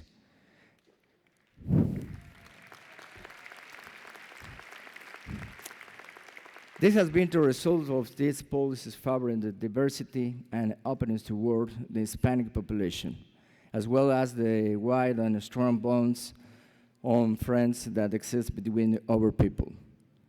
Let us simply point to the fact that Mexico City and Chicago have been sisters cities since beginning of the 90s, which has translated into ample cooperation in many areas.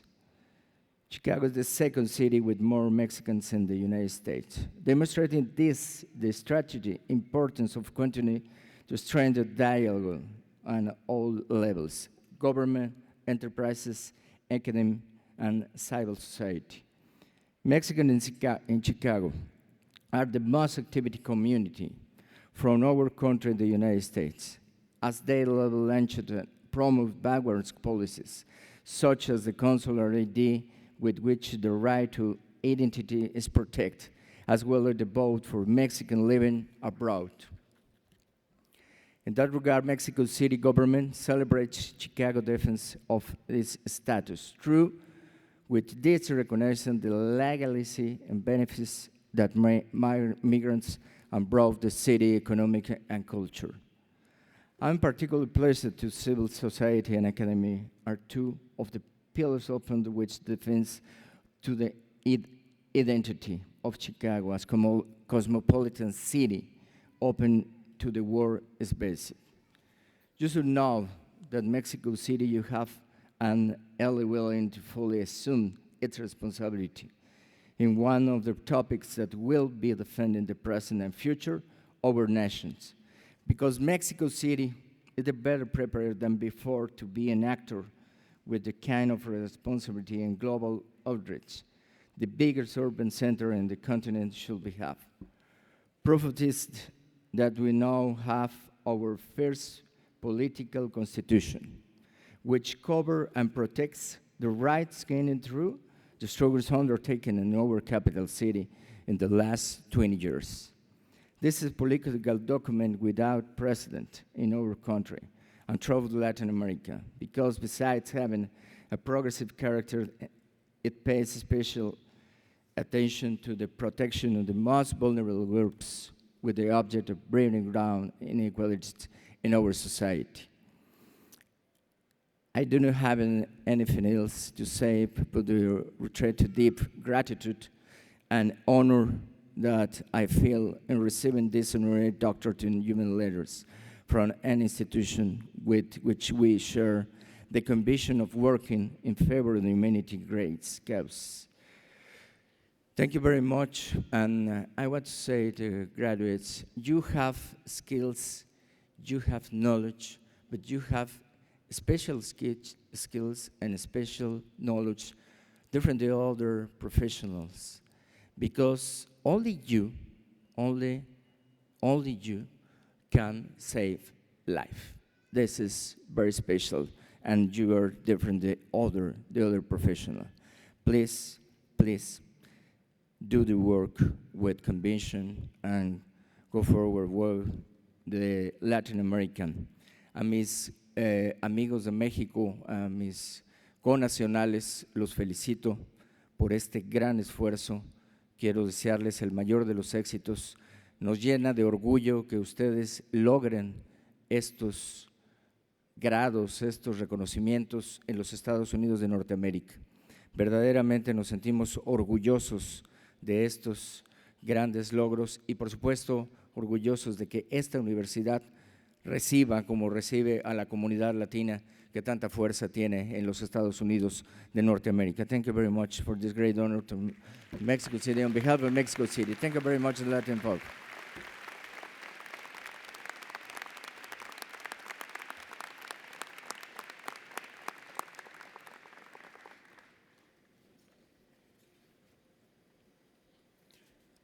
Thank you very much, Dr. Mancera, for those comments.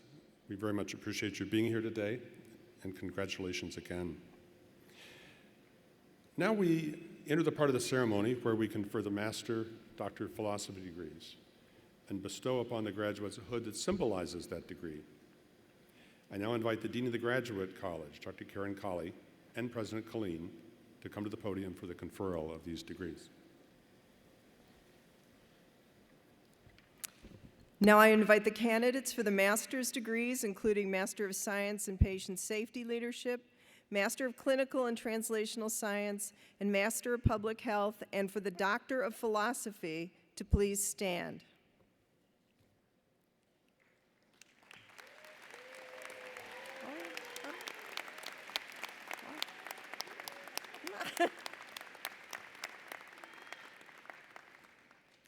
Upon the recommendation of the faculty and by the vote of the Senate, I have the honor to present the candidates for the Master and Doctor of Philosophy degree.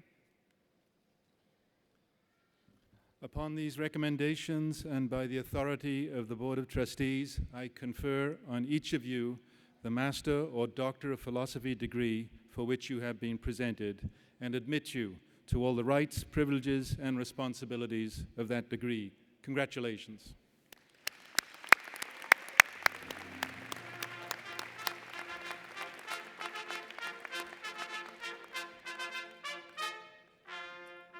Will the new Master degree and Doctor of Philosophy degrees graduates please come forward to receive your hoods? I now ask Associate Dean Dr. Jorge Girardi to please come to the podium to read their names.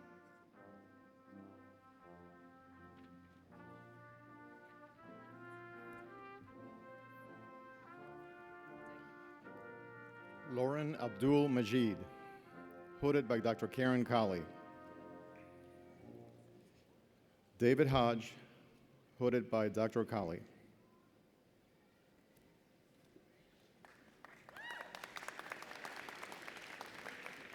Suki Kang, hooded by Dr. Karen Colley.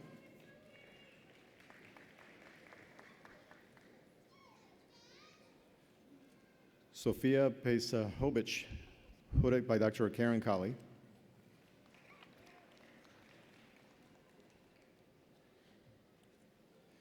Jake Silbert, hooded by Dr. Karen Colley.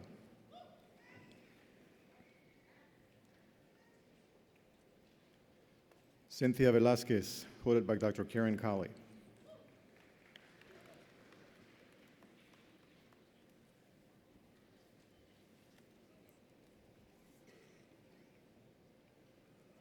Congratulations to our master's degree graduates.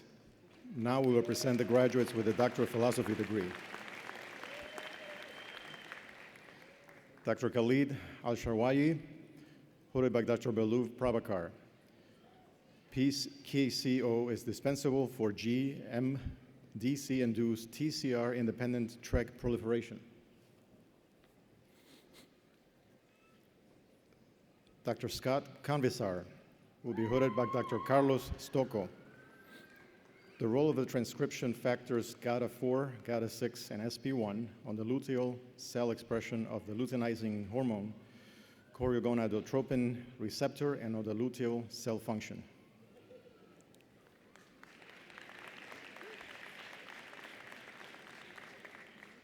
Dr. Danielle Dewall will be hooded by Dr. Angela Tyner, hexokinase 2 in liver cancer.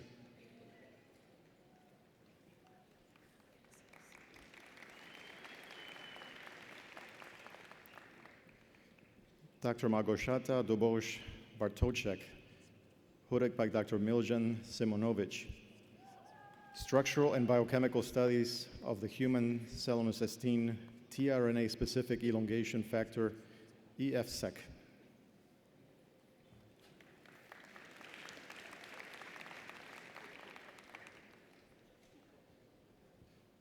Dr. Indira Elangovan will be hooded by Dr. Sekar Reddy. Regulation of lung cancer by FOSL1 and JUN transcription factors, novel insights and implications.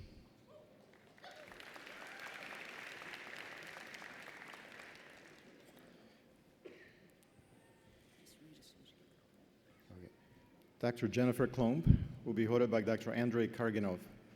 Engineer control of SRC activity reveals its dual role in regulation of endothelial barrier.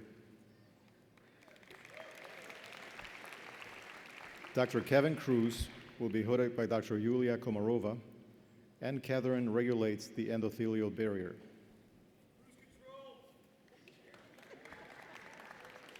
Dr. Jeffrey Shappy will be hooded by Dr. Mark Rasnick. Influence of adenylyl cyclase isoform expression on the cellular antidepressant response.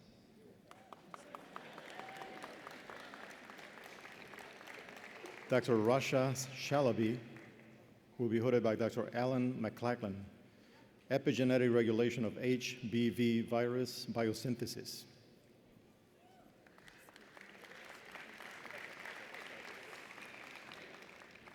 Dr. Darren Wozniak will be hooded by Dr. Angela Tyner.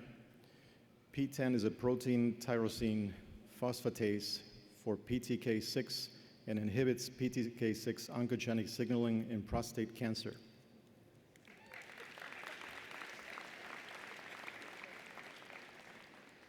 Dr. Sarah Baumgarten will be hooded by Dr. Carlos Stocco. Role of the insulin-like growth factors in granulosa cell differentiation and ovarian follicle maturation.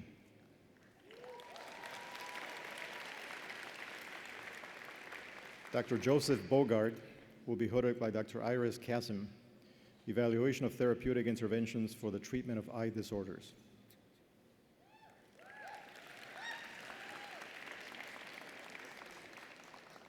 Dr. Jason Berman will be hooded by Dr. Richard Geminghat.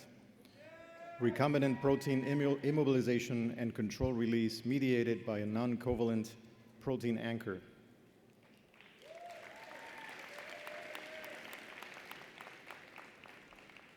Dr. Alicia Rizzo will be hooded by Dr. Stephen Dudek.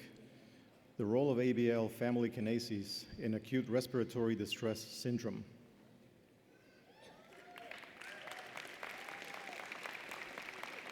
Dr. Alan Yee will be hooded by Dr. Thomas Royston. Multiple scale analysis of the fractal structure of the brain using diffusion magnetic resonance imaging.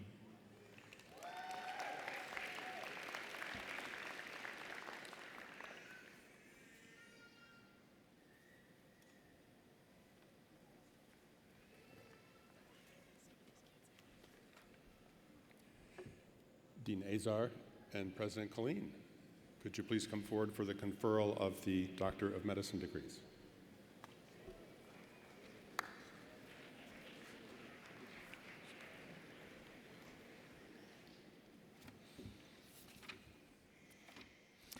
So as I told you earlier, today is one of the best days of the year, and this moment is the best part of the day.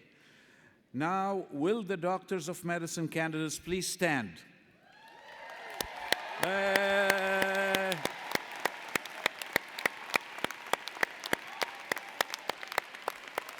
I see somebody sitting. Please stand, stand. Yeah, congratulations. President Colleen, upon the recommendation of the faculty and by the vote of the Senate, I have the honor to present the candidates for the degree Doctor of Medicine.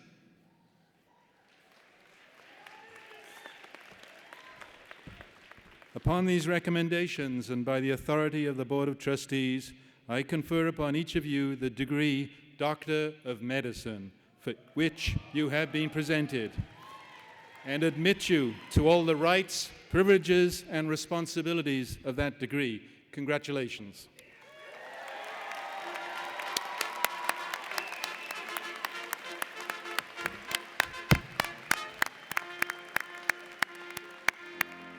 Congratulations.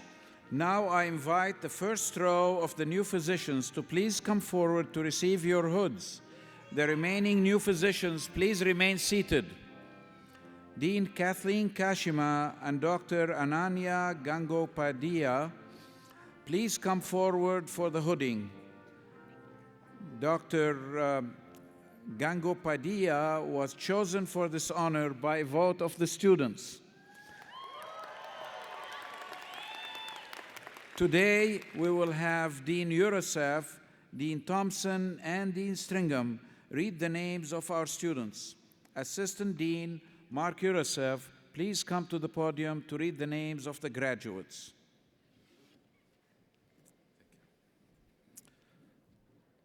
Dr. Lauren Abdul Majid. Dr. Jennifer Adams. Dr. Frank Aguilar. Dr. Betty Allen. Dr. Alejandra Alvarez. Dr. Waishark Umbly.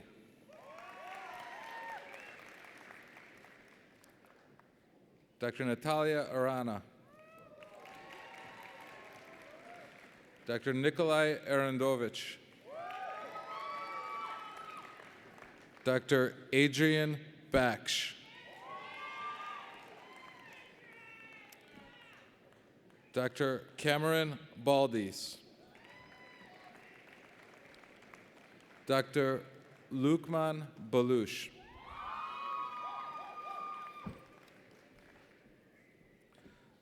Dr. Amina Basha.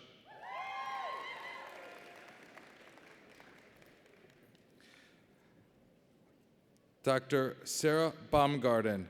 Sarah was also awarded the Michael and Kate Barani Research Award.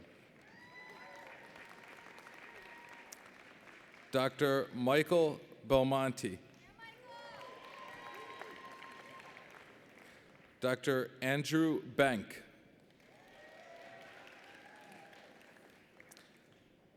Dr. Joseph Bocci, Dr. Kathleen Bach, Dr. Joseph Bogard,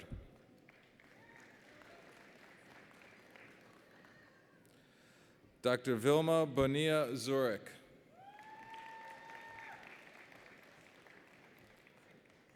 Dr. Joel Borden, Dr. Lindsay Bovin,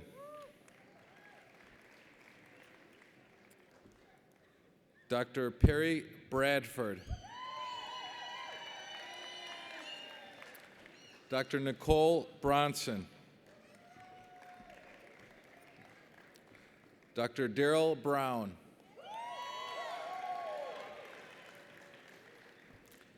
Dr. Joshua Brownell, Dr. Jason Berman,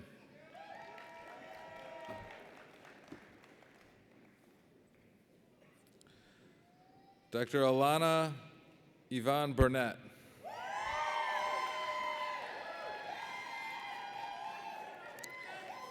Dr. Angele Carter,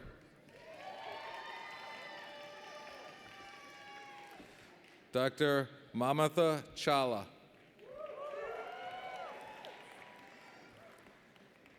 Dr. Megan Chan,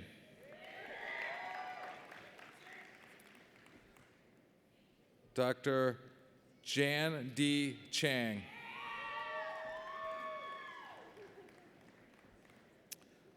Dr. Kevin Choi, Dr. Rebecca Cholst,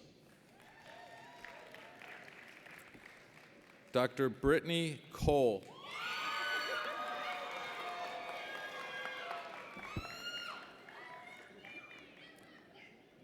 Dr. Alexander Kreider, Dr. Susana Quadros,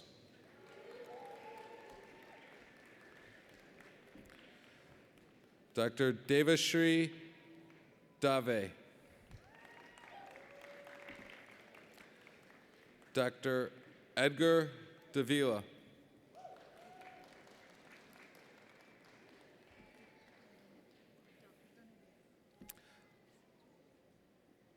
Dr. Maureen Davis,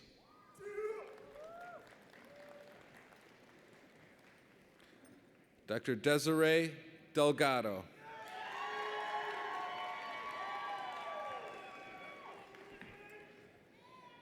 Dr.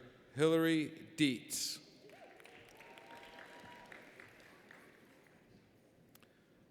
Dr. Jesus Dominguez, Dr. Sarah Durin,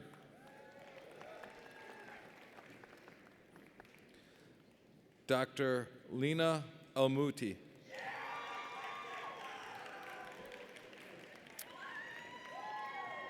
Dr. Robert Fantis,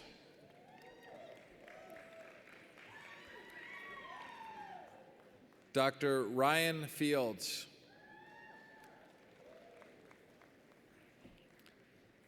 Dr. Anna Fogel,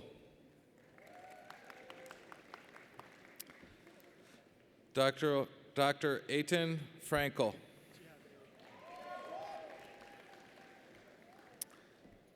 Dr. Peter Fredericks. And now I'd like to bring Dr. Thompson to the stage.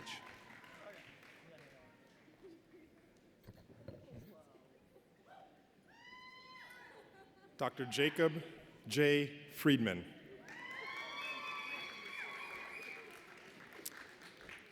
Dr. Shreya Gandhi. Dr. Ian Gaston. Dr. Sige Gabreslase. Dr. Wesley Gibbert.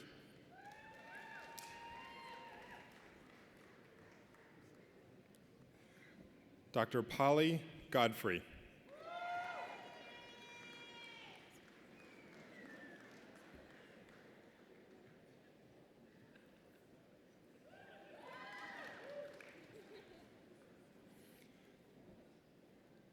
Dr. Daniel Marcos Gonzalez.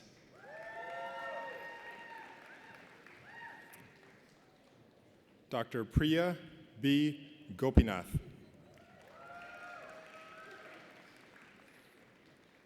Dr. Timothy Duncan Gossett.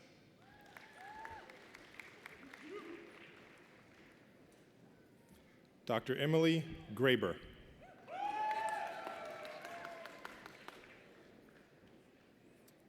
Dr. Bo Gustafson.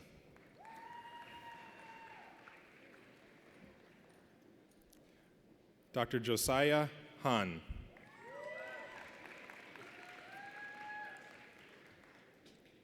Dr. Kyle J. Hazelton.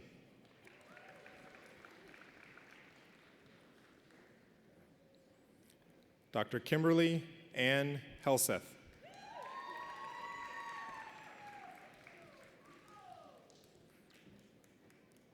Dr. Gustavo Hernandez.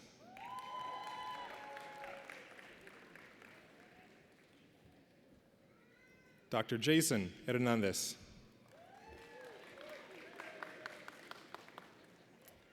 Dr. Samantha Haywood.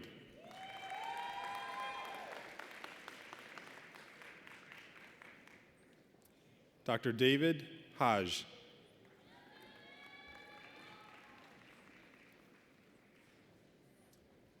Dr. Jordan Hare.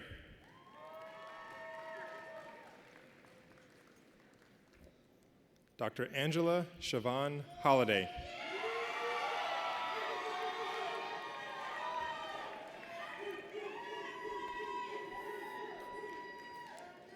Dr. Jason B. Wang. Dr. Caroline Suzanne Hudson. Dr. Tyler Humphrey.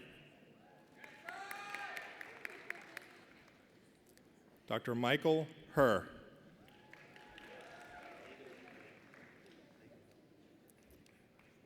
Dr. Abdi Samad Muhammad Ibrahim.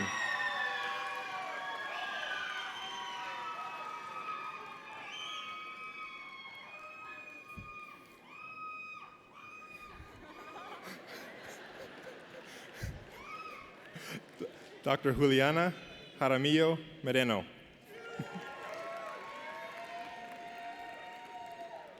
Dr. David Harava.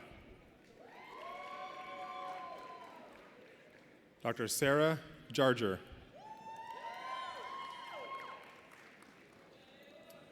Dr. Odessa Jones.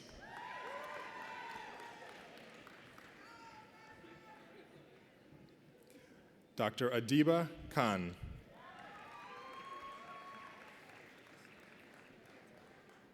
Dr. Brian Killian.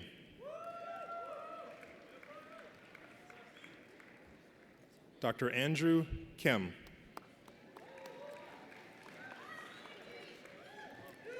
Dr. Ryan Knodel.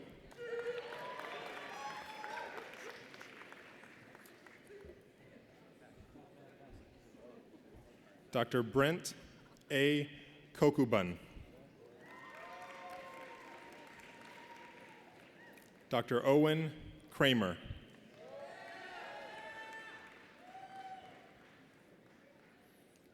Dr. Kyle Kunz. Dr. Brittany Lambert.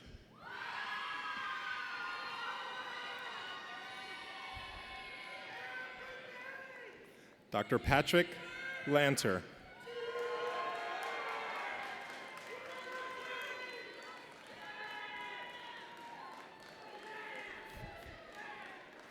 Dr. David Lee.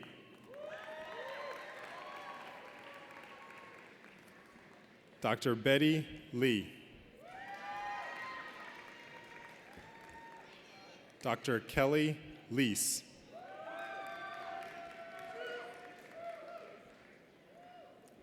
Dr. Ranjani Loguraj.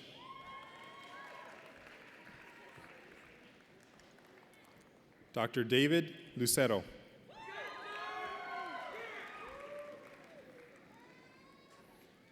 Dr. Brendan Philip Nelson Magnan.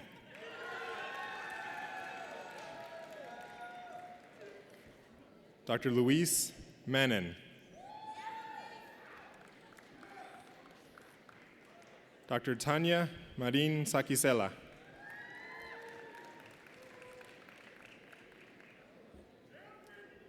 Dr. Jerry Markar.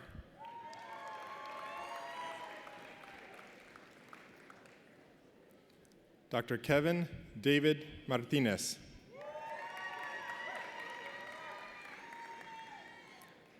Dr. Benjamin Mayo.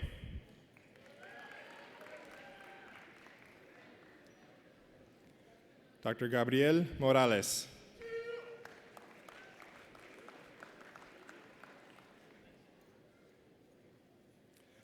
Dr. Ryder Moses Kessler, excuse me.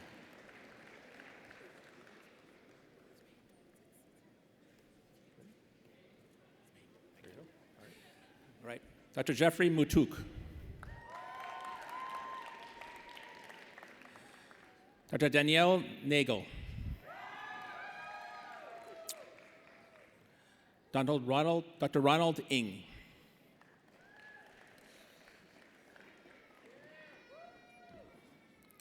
Dr. Nena Okuya. Dr. Helen Payton. Dr. Paul Pamula. Dr. John James Parker.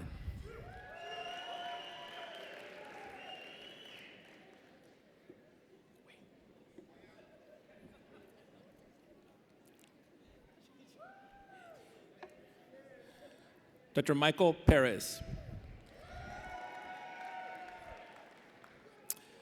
Dr. Carly Peters. Dr. Peter Petropoulos.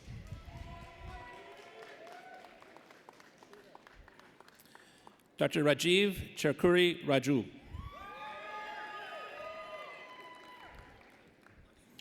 Dr. Shavini Rangwala.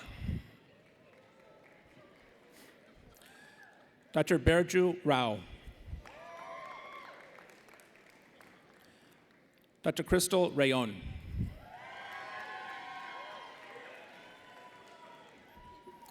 Dr. Shavani Reddy.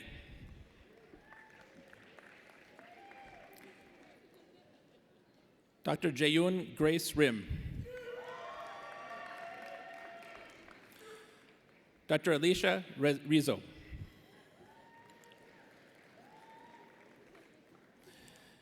Dr. Kiara Monet Rogers.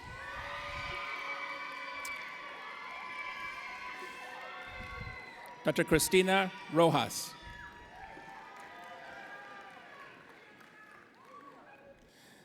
Dr. Jeffrey Rosenwinkel.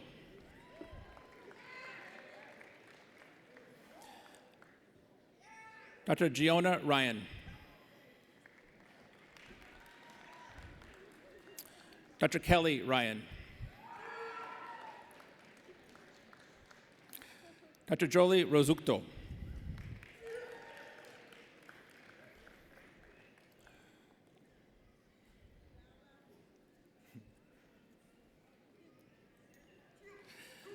Dr. Elizabeth Sanchez. Dr. Ronaldo Sanchez.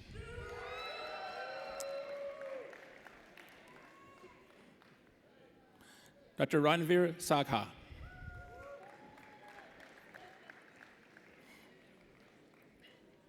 Dr. Chantel San Miguel Giquel.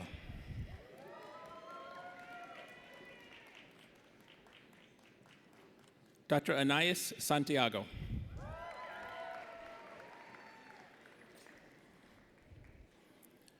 Dr. Joan Elizabeth Savage. Dr. Stephanie Scott.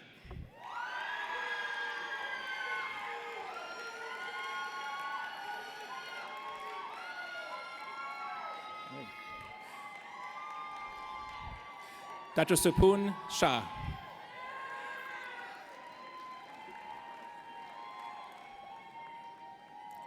Dr. Doa Sharfi.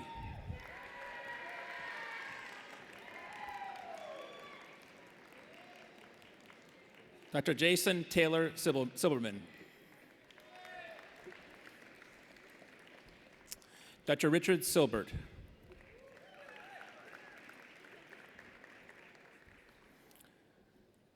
Dr. Wesley Tomas Soril.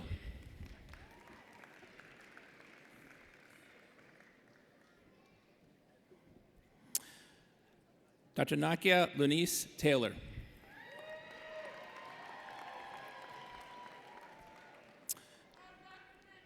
Dr. Mira Thukar.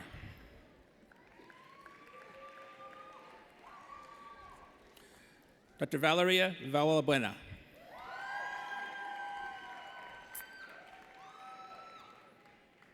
Dr. Gabrielle Van Spybrook.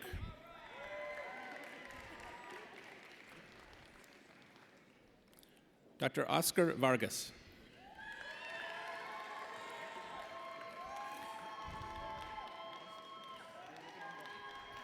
Dr. Samuel Wainwright.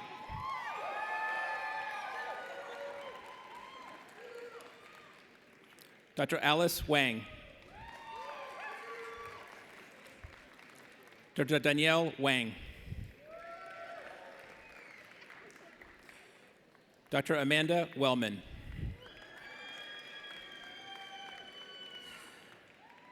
Dr. Ayana Yvonne Worthy.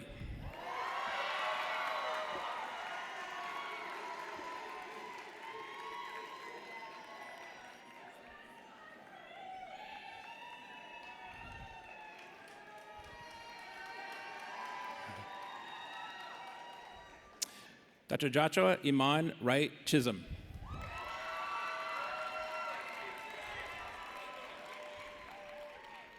Dr. Alan Yee.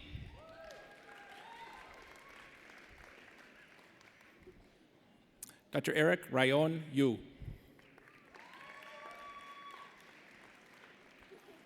Dr. Weili Zhang. And Dr. Eric Zielinski.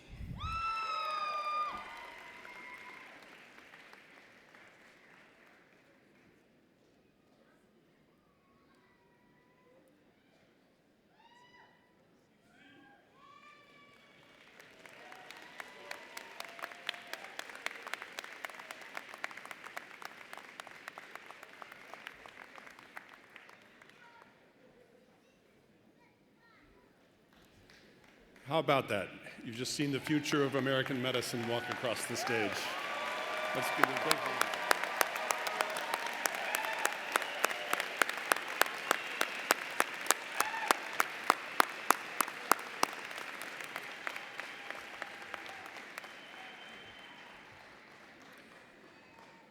It is now my pleasure to introduce Dr. Javette Orgain, Chair of the University of Illinois College of Medicine Alumni Council. Dr. Javette Orgain is the current chair of the council. She received her undergraduate degree from UIC in 1972, completed her MD in 1981, and received an MPH from the UIC School of Public Health in 2005. Dr. Orgain has been in family practice for over 35 years and currently serves as the speaker for the American Academy of Family Physicians, representing over 129,000 physicians and medical students worldwide. She's an associate professor of clinical family medicine at the University of Illinois College of Medicine and medical director, consultant for the Village of Park Forest Health Department. She formerly served as medical director at the University of Illinois Hospital and Health Sciences System's Miles Square Health Center until 2013. Now, among her many accolades, in 2000, Dr. Orgain served as the 100th president of the National Medical Association, the oldest and largest organization representing African American physicians and health professionals in the United States. Dr. Orgain, please welcome to the podium.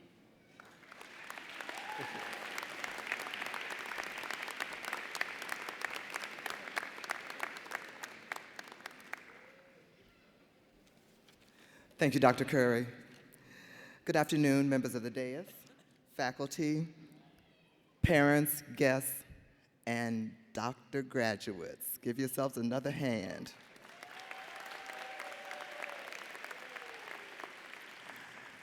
So as the next to the last speaker, I have the opportunity to summarize and repeat what you have heard this afternoon. The Medical Alumni Council was established in 2005 to improve the medical school experience, increase alumni-student interaction, and improve the networking among our medicine faculty from the East to the West Coast and internationally. Graduates, I think you may now believe us when we said that the time will go by quickly. Doesn't it seem like yesterday that you received your white coat from the Medical Alumni Council in August, just 4 years ago? During these past 4 or more years, you have hopefully been encouraged by a dynamic mentor. You had to work with very diverse group from whom you've learned and also shared your insights. You may have taught your peers and advocated for your colleagues. You have demonstrated compassion and maturity, qualities that will continue to guide you to act in the best interests of the patients and communities you have and will serve as a practicing physician. Now, everything must change. Some say the only thing constant is change. So while the healthcare landscape is rapidly changing and there are many uncertainties, today is your day. Cherish it. Another door is opening for you. Step your foot boldly across the threshold and change the future of medicine. Continue to be the face of the University of Illinois College of Medicine. Continue to advocate for and mentor the classes that will follow you. Share your invaluable experiences from these previous 4 years and going forward. Promote the principles we stand for in this, our profession, and enunciated in the physician's oath. I implore you to work to ensure that all persons, regardless of race, ethnicity, color, national origin, sex or gender identity, or disability, have access to affordable, high-quality, comprehensive, coordinated health care. As a member of the Board of Directors for the American Academy of Family Physicians and our foundation, we have a promotion called Health is Primary. Health is Primary. Today, the Medical Alumni Council salutes you. We hope that you will join us again as you promote the College of Medicine. On behalf of the Medical Alumni Council, I am pleased to add my congratulations to you all as you move forward in your careers. Thank you in advance for what you will accomplish for the betterment of the public's health. Congratulations.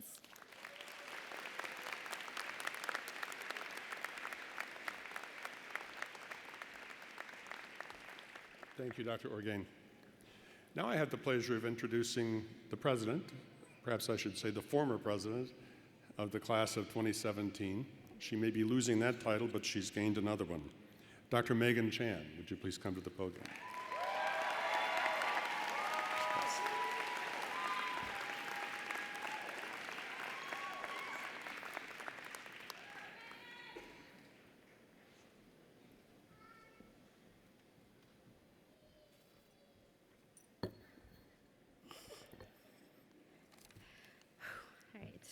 Good afternoon, ladies and gentlemen.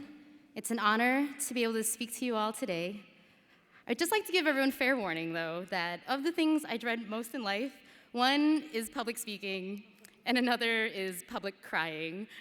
You may or may not be witnessing both of those today. To my peers, I can't promise that this speech will be as high yield as a Dr. Zara lecture, but it will definitely be shorter than a Dr. Liska Saturday review. So at UIC, we have an analogy for medical school. It's like getting to eat a stack of sticky sweet pancakes every single day. Sounds great at first, until you get so sick that you feel like you just can't eat anymore. But you still have to. Today, friends, we are done with the pancakes. This leg of the journey to becoming the doctors we are all meant to be has concluded, and my, have we grown. Perhaps the greatest thing about the med school journey is it's a ride none of us could have completed on our own. Not a single one of us would be here today if it weren't for the family, friends, mentors, and teachers that invested in and cared for us. If it takes a village to raise a child, it takes a village, a squad, a team of highly experienced physician educators, and a copious amount of caffeine to raise a new physician. To our friends and family who have been there from day one, how can we ever thank you enough? The truth is, medical students are so consumed by school, we don't know how to adult. Adulting is like really hard. In reality, you probably kept us all alive and smelling clean through med school. You fed us, you paid our bills, did our laundry. You hugged us even when we smelled like formaldehyde. You endured hours of incessant med school talk about some disease called pathoma and first aid? Like, geez, guys, is it that hard to throw on a Band-Aid? You put up with the most absurd clinic and study schedules, understood when we couldn't be there, even on weekends. But most importantly, you provided us the necessary reprieve away from medical education that kept us sane and human.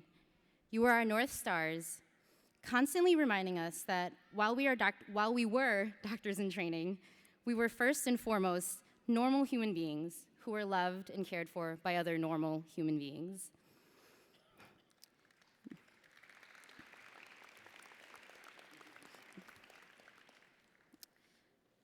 As medical students, some of us saw our first patient death or other gut-wrenchingly difficult cases. Very soon, as residents, we will become the ones who need to deliver difficult news to patients and their families. It is the humanity that you help us maintain that will not only sustain us through the difficult times ahead, but also will ultimately make us better doctors to our patients and their families through those tough times. You selflessly made it possible for us to pursue our dreams. And whether you're here with us today or remain in spirit, where would we be without you? Thank you for putting up with us. For the last 4 years, we've been so fortunate at UIC to have been taught the fundamentals of medicine by a select team of devoted educators. Their immense wealth of knowledge, wisdom, and humility helped shape us into the physicians we are about to become. Most importantly, they believed in us. They encouraged us when we stuttered through patient presentations. They waited patiently when it took us 10 times longer to stitch a skin incision, even while anesthesia kept looking over the curtain and asking, "So about how much longer?" They remembered that we all started somewhere, and they saw our potential even when we couldn't see it ourselves. The special thing about UIC, it's an institution that truly seeks to serve the underserved and doesn't shy away from treating a diverse patient population. It's been a privilege to begin our careers honing our skills under physicians who practice compassionate, culturally competent, and patient-centered medicine every single day. Furthermore, they applied that same level of compassion to us as students when we were making life-changing career decisions, had family emergencies, or were simply struggling to grasp a concept. They were there to guide us and assure us. Very soon, the tables will turn, and we will be the ones educating the next generation. And we have their example to guide us. On behalf of the class of 2017, I'd like to say thank you to the faculty of the College of Medicine for being our teachers and mentors. Today, we are humbled to be counted as your colleagues.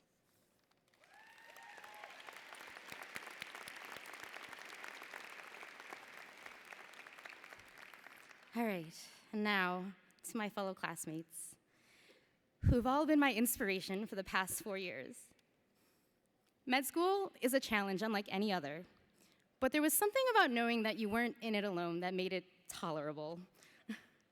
And we had the privilege of doing it at one of the most diverse schools in the country. We all have such unique stories that led us to medicine. Some of our stories began in and never left Illinois. Some of them began oceans away. Some of them began in the driver's seat of a taxi cab. Some of them continued straight through college. Some learned English as a second language. Some, growing up, never had a role model that looked like them before. All these stories wove together into the amazingly compassionate and deserving group of doctors before me today. Together, we've been elbow deep in formaldehyde into the wee hours of the night, braved the seats of EEI auditorium, survived more exams than any human should be subjected to, and celebrated the end of each one in epically ratchet fashion. We survived TBLs, put step one behind us, survived our clerkships, and made it to the end of the interview trail. When the class of 2017 started medical school, the Affordable Care Act was just becoming a reality. Now, we are about to enter residency at a time when the future of American healthcare is unclear. Just yesterday, the House of Representatives voted to repeal parts of Obamacare. If this happens, the most vulnerable among us will need us more than ever to advocate and to protest, to research and to innovate, to resist and persist on their behalf. At a time when hate has been emboldened to be even more present in our everyday lives, the experiences we've shared here cannot be taken for granted. Today, we are unified not only in the fact that we all have an MD after our names, but most importantly, in the shared belief that every individual, regardless of color, gender, orientation, religion, language, immigration, or socioeconomic status, deserves to be treated with dignity. While others may still try to debate it and rationalize it, we know that Black lives matter, that walls are for dummies, that myths of modeled minorities only serve to further segregate us, that it's not really about bathrooms, just as it was never really about water fountains, and that love, above all, love is love, and healthcare is an absolute human right.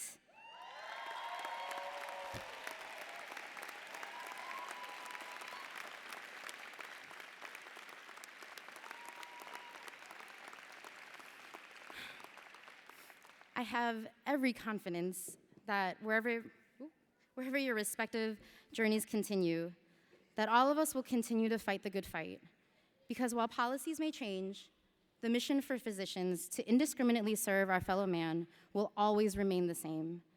That is a mission we have all had the privilege to participate in at UIC, and it is a legacy we will all carry with us as we continue on in our journeys. And we should all be so proud of that. And lastly, I'd like to leave you, my peers, friends, and fellow doctors, with this. Some of my fondest memories of med school will always be the times spent in simple conversation with you, whether it was over a meal, between classes, in study spaces, at the gym, or on the wards. No matter how hard or frustrating the journey was that led us all here today, we got through it together. And now we share a beautiful chapter in the stories of our lives and our careers. There's no other class of people I would have rather suffered and celebrated with. We started this journey together as M1s, receiving our short white coats, and shortly we will depart together as MDs. Some of us will stay, some of us will go, and some of us will return. But wherever the journey takes us next, I hope you will always remember the roots you set here at UIC. I hope you will always remember what brought you to medicine in the first place, that you will always remember to nurture the person you are after you take your white coat off, that you will always remember those who paved the way for you, and that for years to come, you approach every new patient with the same compassion and excitement that you approached your first patients here at medical school. It's been one of the greatest honors of my life to serve all of you amazing doctors. I can't wait to hear about what's to come in the next couple of years, in the next chapter of your stories. Thank you and God bless.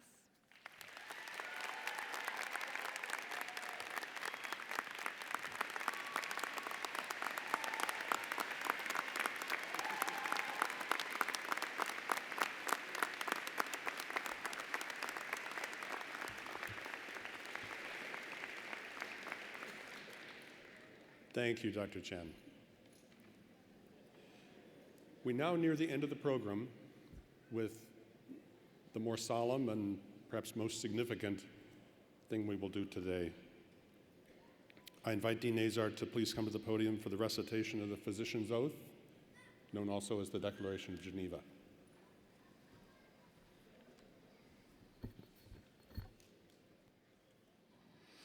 Will the new physicians please rise?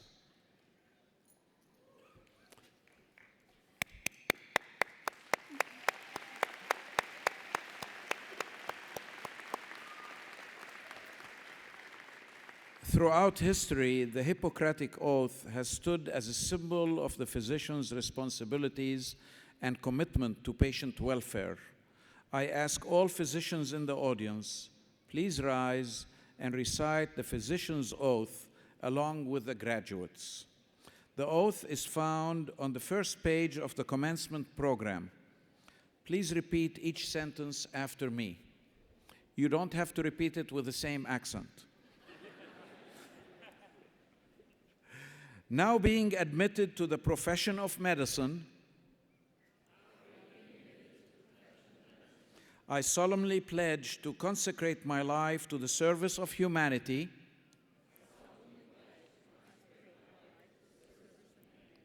I will give to my teachers the respect and gratitude that is theirs due,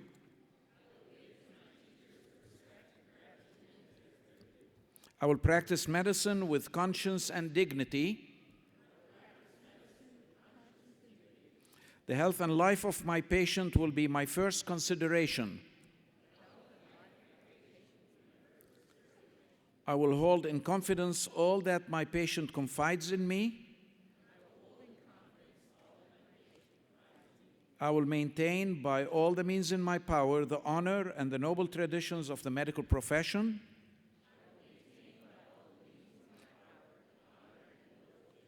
My colleagues will be as my family. I will not permit considerations of age, disease, or disability, creed, ethnic origin,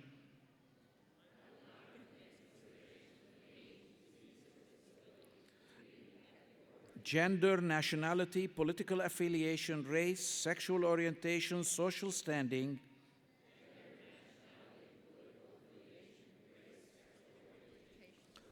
or any other factor to intervene between my duty and my patient.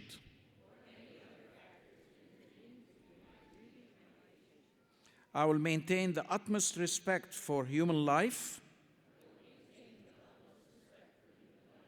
I will not use my medical knowledge to violate human rights and civil liberties, even under threat.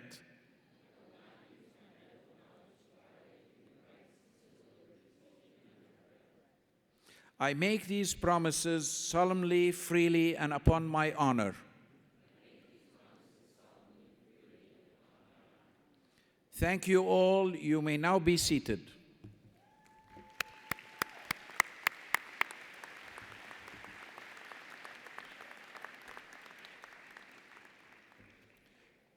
Now, as we conclude this commencement ceremony, I want to take this opportunity to congratulate once more all of our College of Medicine graduates.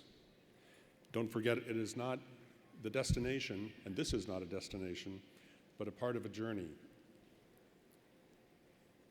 I now ask that everyone on the platform please rise and join me one more time in congratulating all of the College of Medicine graduates of 2017.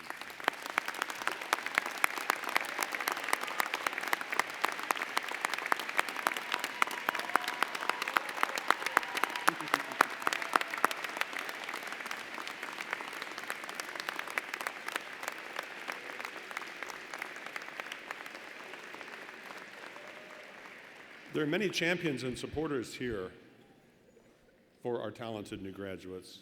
And once more, I'd like to ask all the parents, spouses, significant others, family members, friends of the graduates to please stand and be recognized. Yeah.